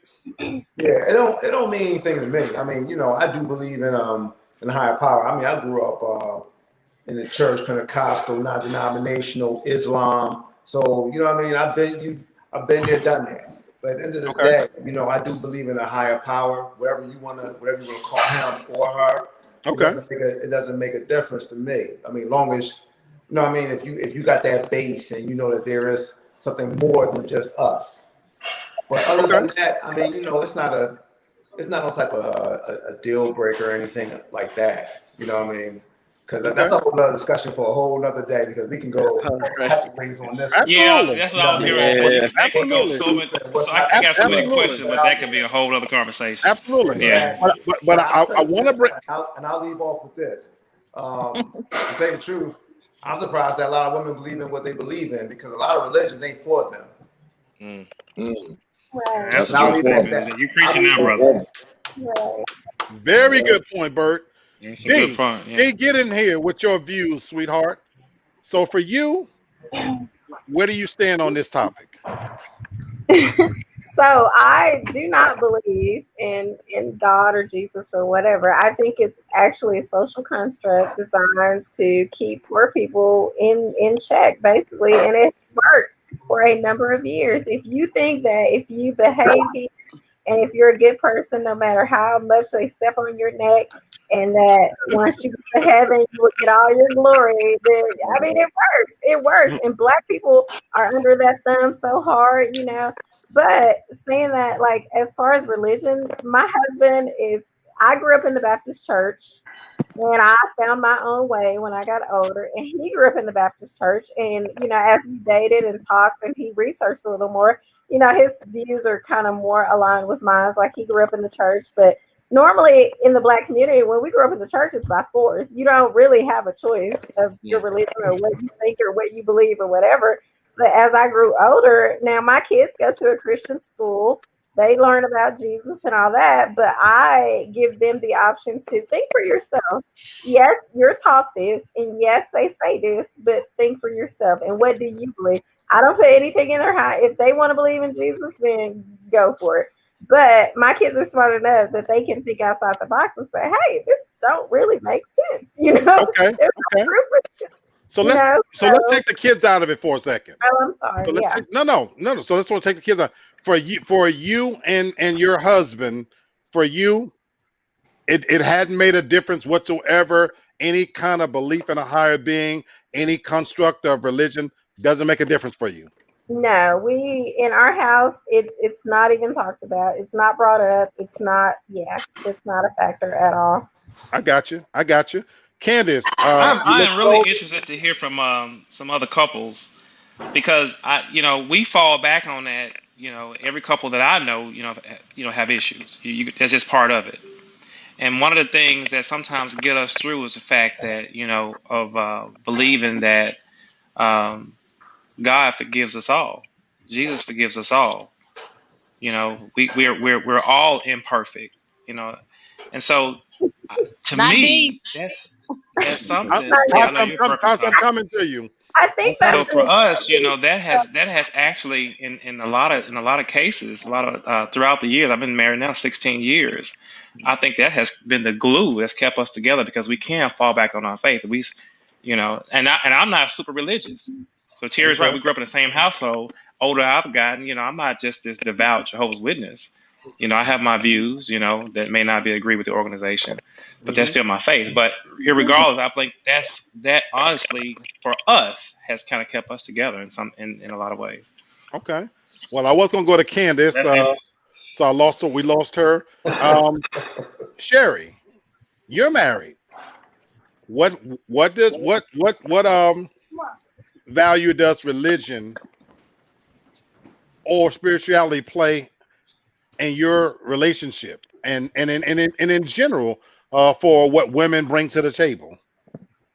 To me, it don't really matter that much.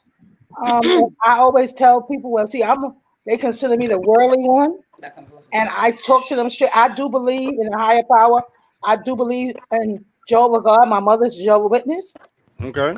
And if I had to take a faith, that would be the one for me. But I simply tell my mother that I'm not ready for that. She'd say I'm worldly. I tell her, I love celebrating, birthdays and holidays and all that good stuff. And I always, as you know, us growing up in the same household, I always used to have a problem with, I'm gonna do what I want to do. Let me make my own decisions. And if it leads me to whatever faith I'm gonna get into, that's how I see it. But as far as in my relationship, it doesn't matter. Whatever you want to be, because as you know, my husband is Jamaican. So he more listen to some Rasta thing. I don't give a damn about no Rastas. I don't like no motherfucking dreads. So I'll be honest with you. So I need to care less if that's what he believes. Okay, fine. You know what I'm saying? As long as he's taking care of me and making me happy, he's good. Okay. I'm my uncle there. Let me what Tony. Hannah. No, Tony. Yeah. Tony, don't. Yeah. Uncle Tony. Say hello. Hannah, get in here. What value for you Come in say your hi. marriage? Sherry, hold it down. Okay. Hannah, what value does religion or spirituality play in your relationship and in general of terms of what a woman brings to the table? There you go, right here. You can see. Hello, people. Have a good day, people. What up, Tone? All right, respect. Respect. All right, now, Brian. Now, Respect. okay. And I know where you come from, but I took you later on. Okay, come on, Hannah.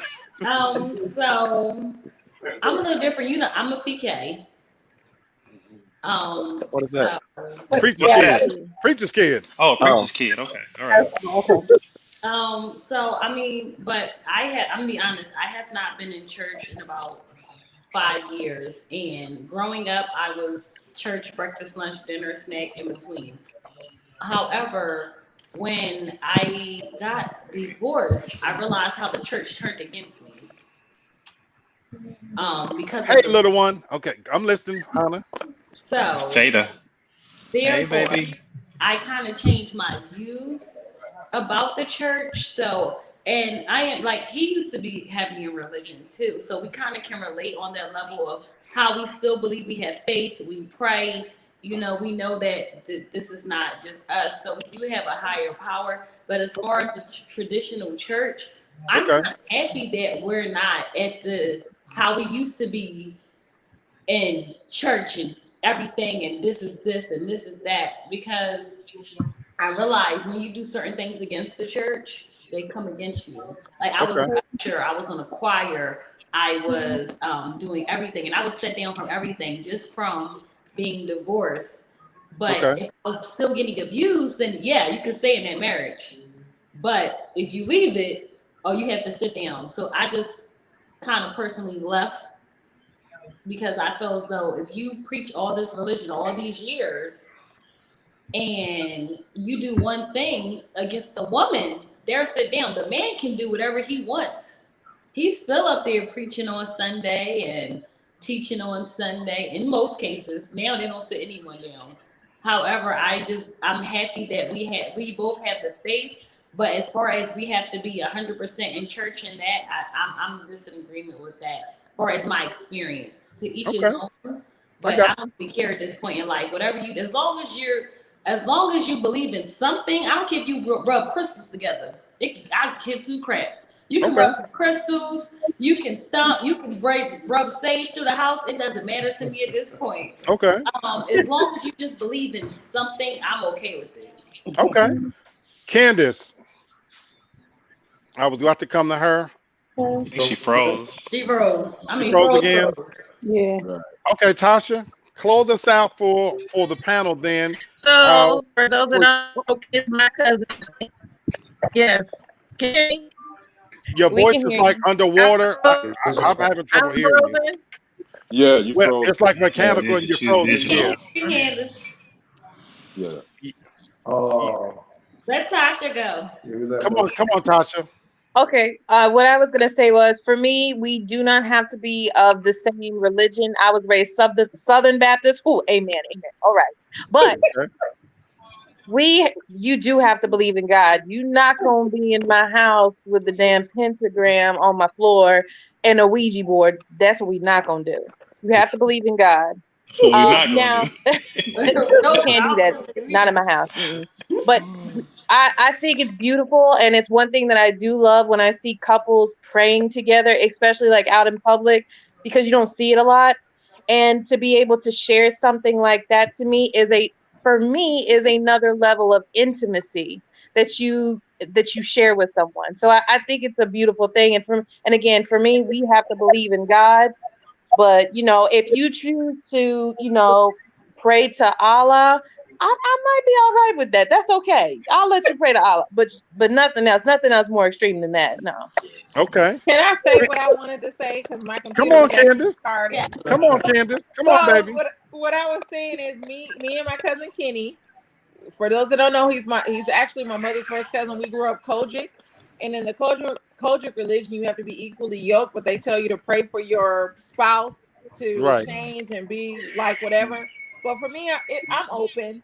I know realistically that it's a higher power. As long as you're spiritual, that's good for me. My husband is Church of Christ, so. Okay. It's a big difference. Whereas my church, we're all about instruments. His church is not. So as long as we both believe in God, that's good for me. So that's all I have to say on that. Very interesting mix, and so I'll share mine as well.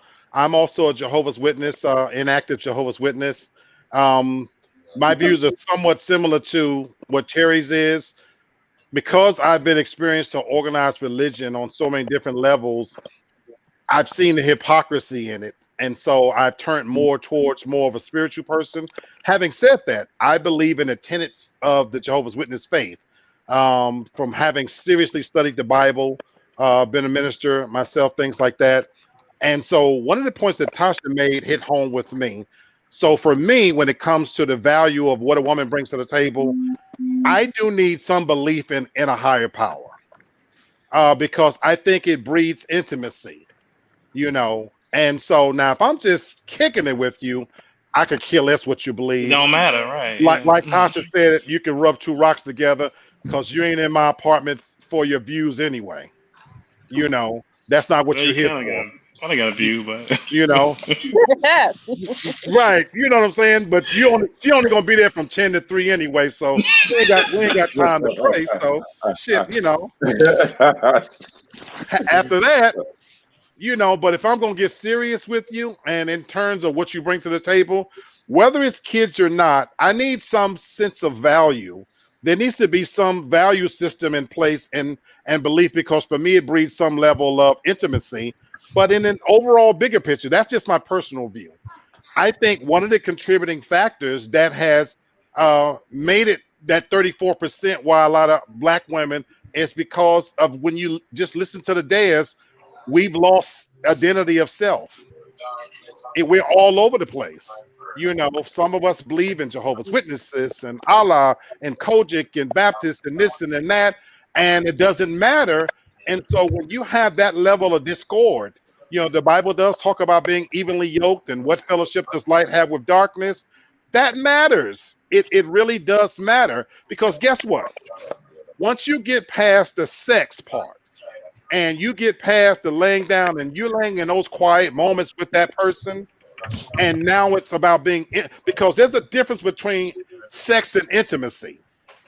Sex is, we can get sex anywhere, but when it's just you and that person, and ain't no TV on, no distractions, and you're talking to that person mind to mind, if there's a vacuum and a void that there is no belief system there, I think there's something that's missing there, I think, in the Black relationships. And so for me, I think that that's become a major problem, because especially with the newer generations, there is no belief system, because nothing is being passed down of value in that system. And I think that's really hurt women in a sense. And then quite naturally, let's be honest, men, we're men. If we want the draws, we're going to go along to get along, And so we gonna just kind of accept what it is. And so quite naturally, if she got a fat butt and a good smile, I'm not gonna lay next to her and tell her, baby, you don't believe what I believe. No, I'm gonna go along to get along. You know what I'm saying? So I think these are, stop laughing. These are things that happen. And I think that's real. I'm just trying to be honest about it. You know what I'm saying? I have a problem with what you're saying, because you're equating religion with value and and somebody being a good person, and that's not the way that it is. I'm a good person, even though I don't believe traditionally in God like you guys do. And I know a bunch of people that believe in God and are supposed to be good Christians, and they do more shit than anybody. So you cannot equate with religion. So that's why I said for me that I'm more, because although it should be that way, it's not that way. So that's why I said, D, for me, I'm more of a spiritual person, because I stated already, what I've seen in organized religion breeds too much hypocrisy. That's exactly why I said that. But I do need that person for me to have a belief in something. I live my life by a lot of sayings, that you have to stand for something or you fall for anything. Fall for anything. So for me, that's for me what I need.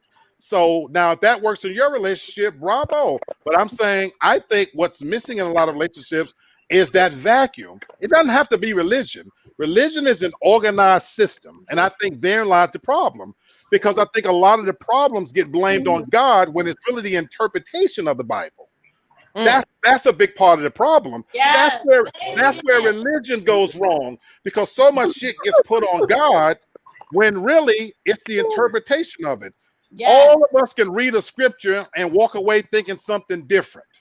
And so that's part of the problem right there.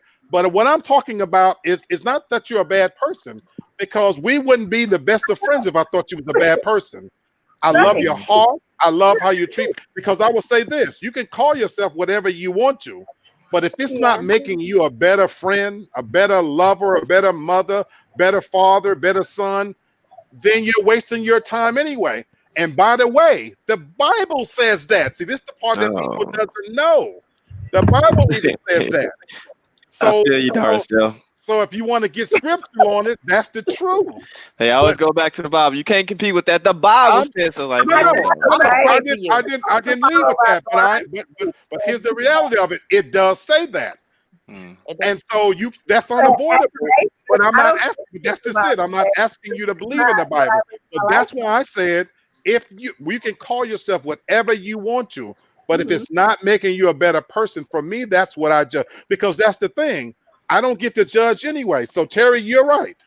I don't lie in judgment of people because what they call themselves. I don't get to make that call. And you've been knowing me your whole life. No, I agree. I'm the same way. For me, one sin is no bigger than the other. So some people hate on homosexuality. Well, I'm sorry, but I'm going to use the Bible here. But the Bible equates all sins as evenly. So that man that beats his wife, that cheats on his taxes, he's no better than a homosexual. A sin is a sin is a sin. And so for me, I don't get to judge anyway.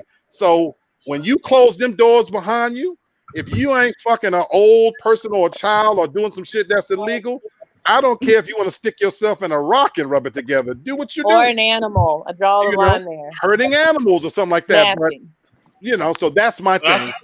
I think in the greater context and, kind of keeping along with this conversation, that's why you have that conversation up front. Absolutely. You need to find out what this person truly value, what's important to them. Because I forget who said it earlier. They said that sometimes women want to change men, and the opposite holds true too. And they oftentimes they turn a deaf ear because they say, well, he or she, I'll change that. And it doesn't work. It doesn't work that way. Jay, you just transitioned to my last subject. You're a perfect transition, man. I knew I liked you for some reason. For some reason, man. My last subject. It's just not us dark skinned brothers. Huh? We got to stick together, my brother. Kenny, you in here too. So anyway, Kennard and Bert, y'all them light skinned brothers. Yeah. So y'all know I'm just kidding. But the last subject is talking about morals. Jay transitioned into it. The last subject for me about in terms of bringing something to the table is, where do you guys stand on morals? Because especially in 2021, we in the utter age of on that grind, make that money by any means necessary. So Jay, you was going there right there at the end. What about morality? Man, I think morality is probably one of the biggest things. And I think that's probably why the divorce rate is so big nowadays. So it's so great. Because nowadays there is no morals. And I think that's why you see so many young people like, you know what, I'm not trying to get married because I want to do me. I want to do what I want to do, when I want to do it, who I want to do it with. And in a marriage, it don't work that way unless you got an open relationship. So for me, again, I'm from a different generation, Generation X. I think we talked about that the other day. Last conversation. But to me, my wife she have to have some type of morals. There are certain things that she just won't do. It's just, there's a line that we're not going to cross when it comes to morality. But, from what I'm seeing out here in these streets nowadays, that's not so much the case. So that's my thoughts. I want to go to a married woman. Candace, get in here. That wine got you. It's got you. Maybe hang on. Me too, Candace. I drank a whole bottle. Hang on for another 10 minutes. Low. Both of them. Look at their eyes. Man, listen. I done drunk for 10 a more whole minutes. bottle, man. This is crazy. Come on, Candace. Good conversation. Come on, Candace. Where does morality? What role does morality play in it for you? We can't hear you. Can you hear me? I can hear you. Can you hear me? Yeah. My phone is acting a mess. Morality is big for me. It plays a big part. I'm not necessarily religious, but morals and what's right is what plays a part for me in regards to finding a partner. Not necessarily finances, but how you are in certain situations are what defines how you're going to be with me, especially how you are with your mother and children. So that's all I have to say on that. I'm not going to say too much because my phone is acting crazy. My connection is crazy. Okay. I want to go to Kenny. Kenny, talk to us about morality and what role it plays, and what women bring to the table for you. Are we speaking specifically on a relationship or a jump off? Because No. if it's a jump off, tell us. Ain't no moral in the jump off. There you go. There you go. So we speaking specifically on a relationship. Right. Because we all agree that if it's a jump off, we can care less. Yeah. In fact, I don't want you to have no morals. Bravo. Well, personally, I want her to be. I really want to know what her background is, as far as family wise, because I think that speaks a lot upon a person's background and what their morals are and how they were brought up. And that doesn't necessarily mean that's going to make them a better person because of the background, but it kind of gives you a somewhere to start. As long as she's true to herself and is respectable. And is in tune with who she is, I'm cool with that. And, long as you ain't hurt nobody, long as you ain't doing nothing wild. I mean, just be who you are. I think a lot of times we want someone to be who we want them to be rather than them be who they are. Absolutely. So whatever, be respectable. So that's my thing. Good point. Hannah, jump in here, sweetheart. Morality. What role does it play in your marriage in terms of what you bring to the table? I am very big on morals. I would say this. I feel like a woman should be, I'm going old school, a lady in the streets, and you know the rest. Sorry, you ain't thirsty glass. Yes, sir. I'm very big on, mine is when back that thing come on. All morals go out the window. But I'm very big on morals. I'm very big on morals, and I feel like a lady should handle herself as a lady. And I see a lot of younger, like I have a niece who I raised since she was 2 years old, and she just turned 21. And I see the things she does now and the things she posts, and I'm like, that's not the girl I know.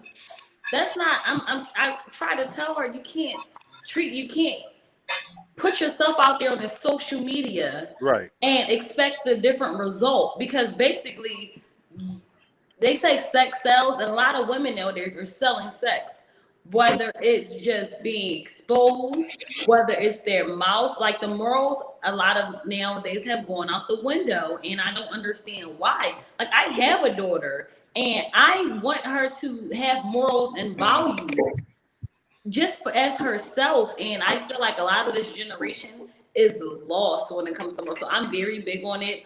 Especially family morals and family, like Kenny said, the background.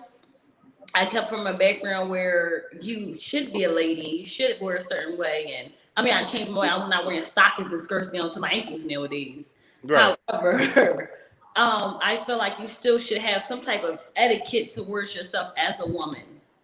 Thank you. Thank you. Bert, anything you want to add to that? Definitely. Yeah, moral plays a big role. You know, I feel as though that you should make sure that you govern yourself accordingly, that you show respect. And I'm cut from that old cloth. I'm from that era where, you know, when we're around in Philly streets and we see guys with nice cars and wearing good suits and things like that, and opening the doors for their lady and doing things like that, taking out the trash, helping out a neighbor, things of that nature. You know, I mean, that's the cloth I'm cut from. Love it. So morality, definitely, it plays a big role as far as in a relationship and as far as the person that you want to be with. Thank you. Thank you. Sis, I'm coming to you. You know, principles and morals is everything in a relationship. You know, you have to have it. And I heard nephew Jay, you said that there's certain things your wife ain't doing. Same here. So that means you ain't getting none at home either. Terry, come in here, man. Dang, Wait a minute. I just went on my head. Sorry, Jay. I think she throwing a shot. Yeah, you have to be in some earlier conversation. Throw a little shot in there. Yeah, throw a little shot up in there. Yeah, I think morals plays a big thing. You know, whether you're dating or either you're married, because the last thing I want to hear about, especially if I know everybody has a past, but if I meet someone and we end up getting married, I don't want to hear about some story about you 5 years ago that you was doing something crazy or whatever. So that plays a big part to me. Kind of like, I hate to throw it out there, but kind of like the Kardashians. There's nowhere in the world, if I was Kanye, I know things happen, but like morally to have that for the whole world is just, couldn't be my woman. So it plays a big part. Okay. Daracel.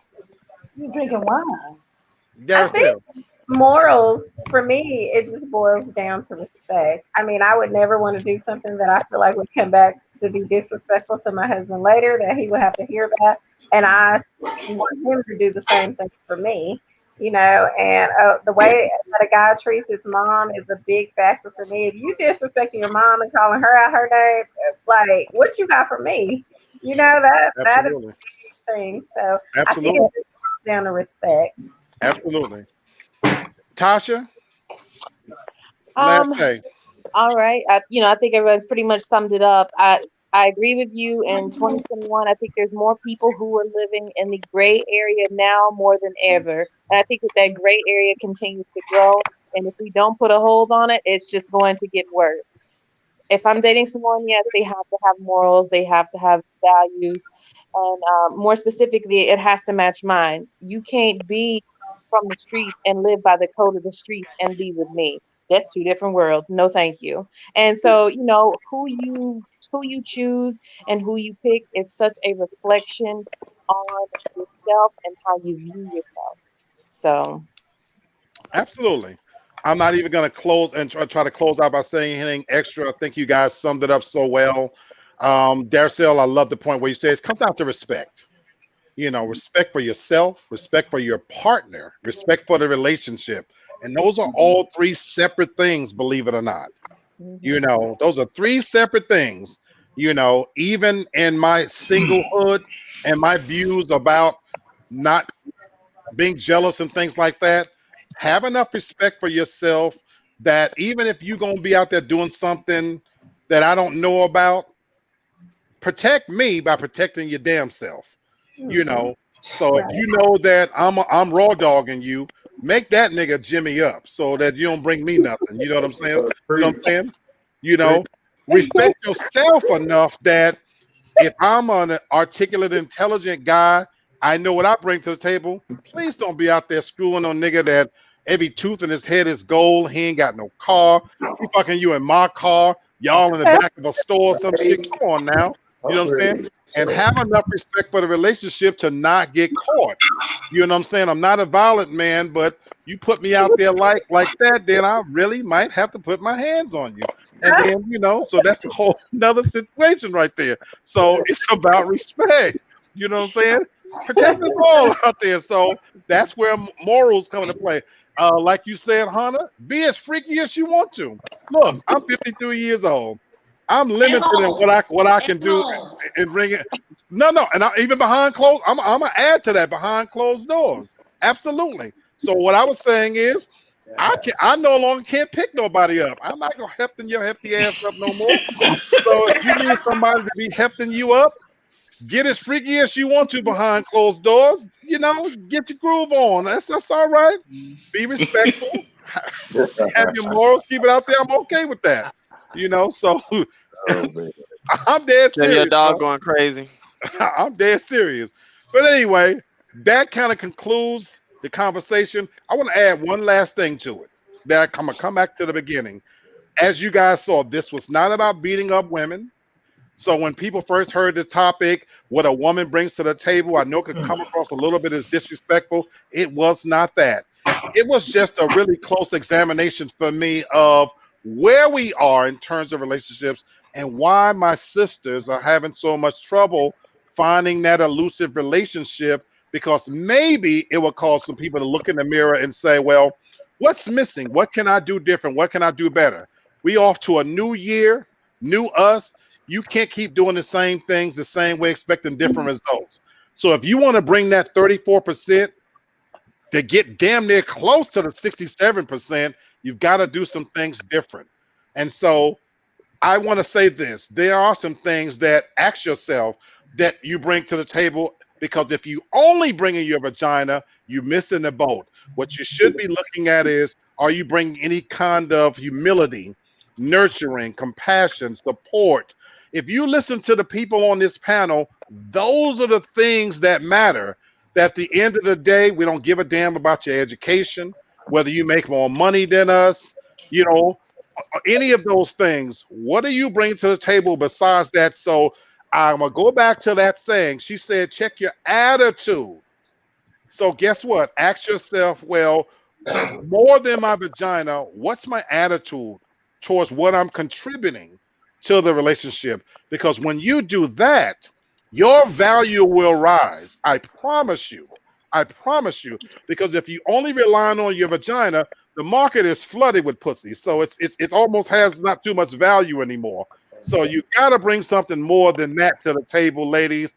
And I'm going to leave it at that. It's been a fantastic conversation. I thank everybody for their input. And I'm looking forward to our next conversation. Once again, it's been Real Talk. Loved it. Bye. That's what's up. Peace.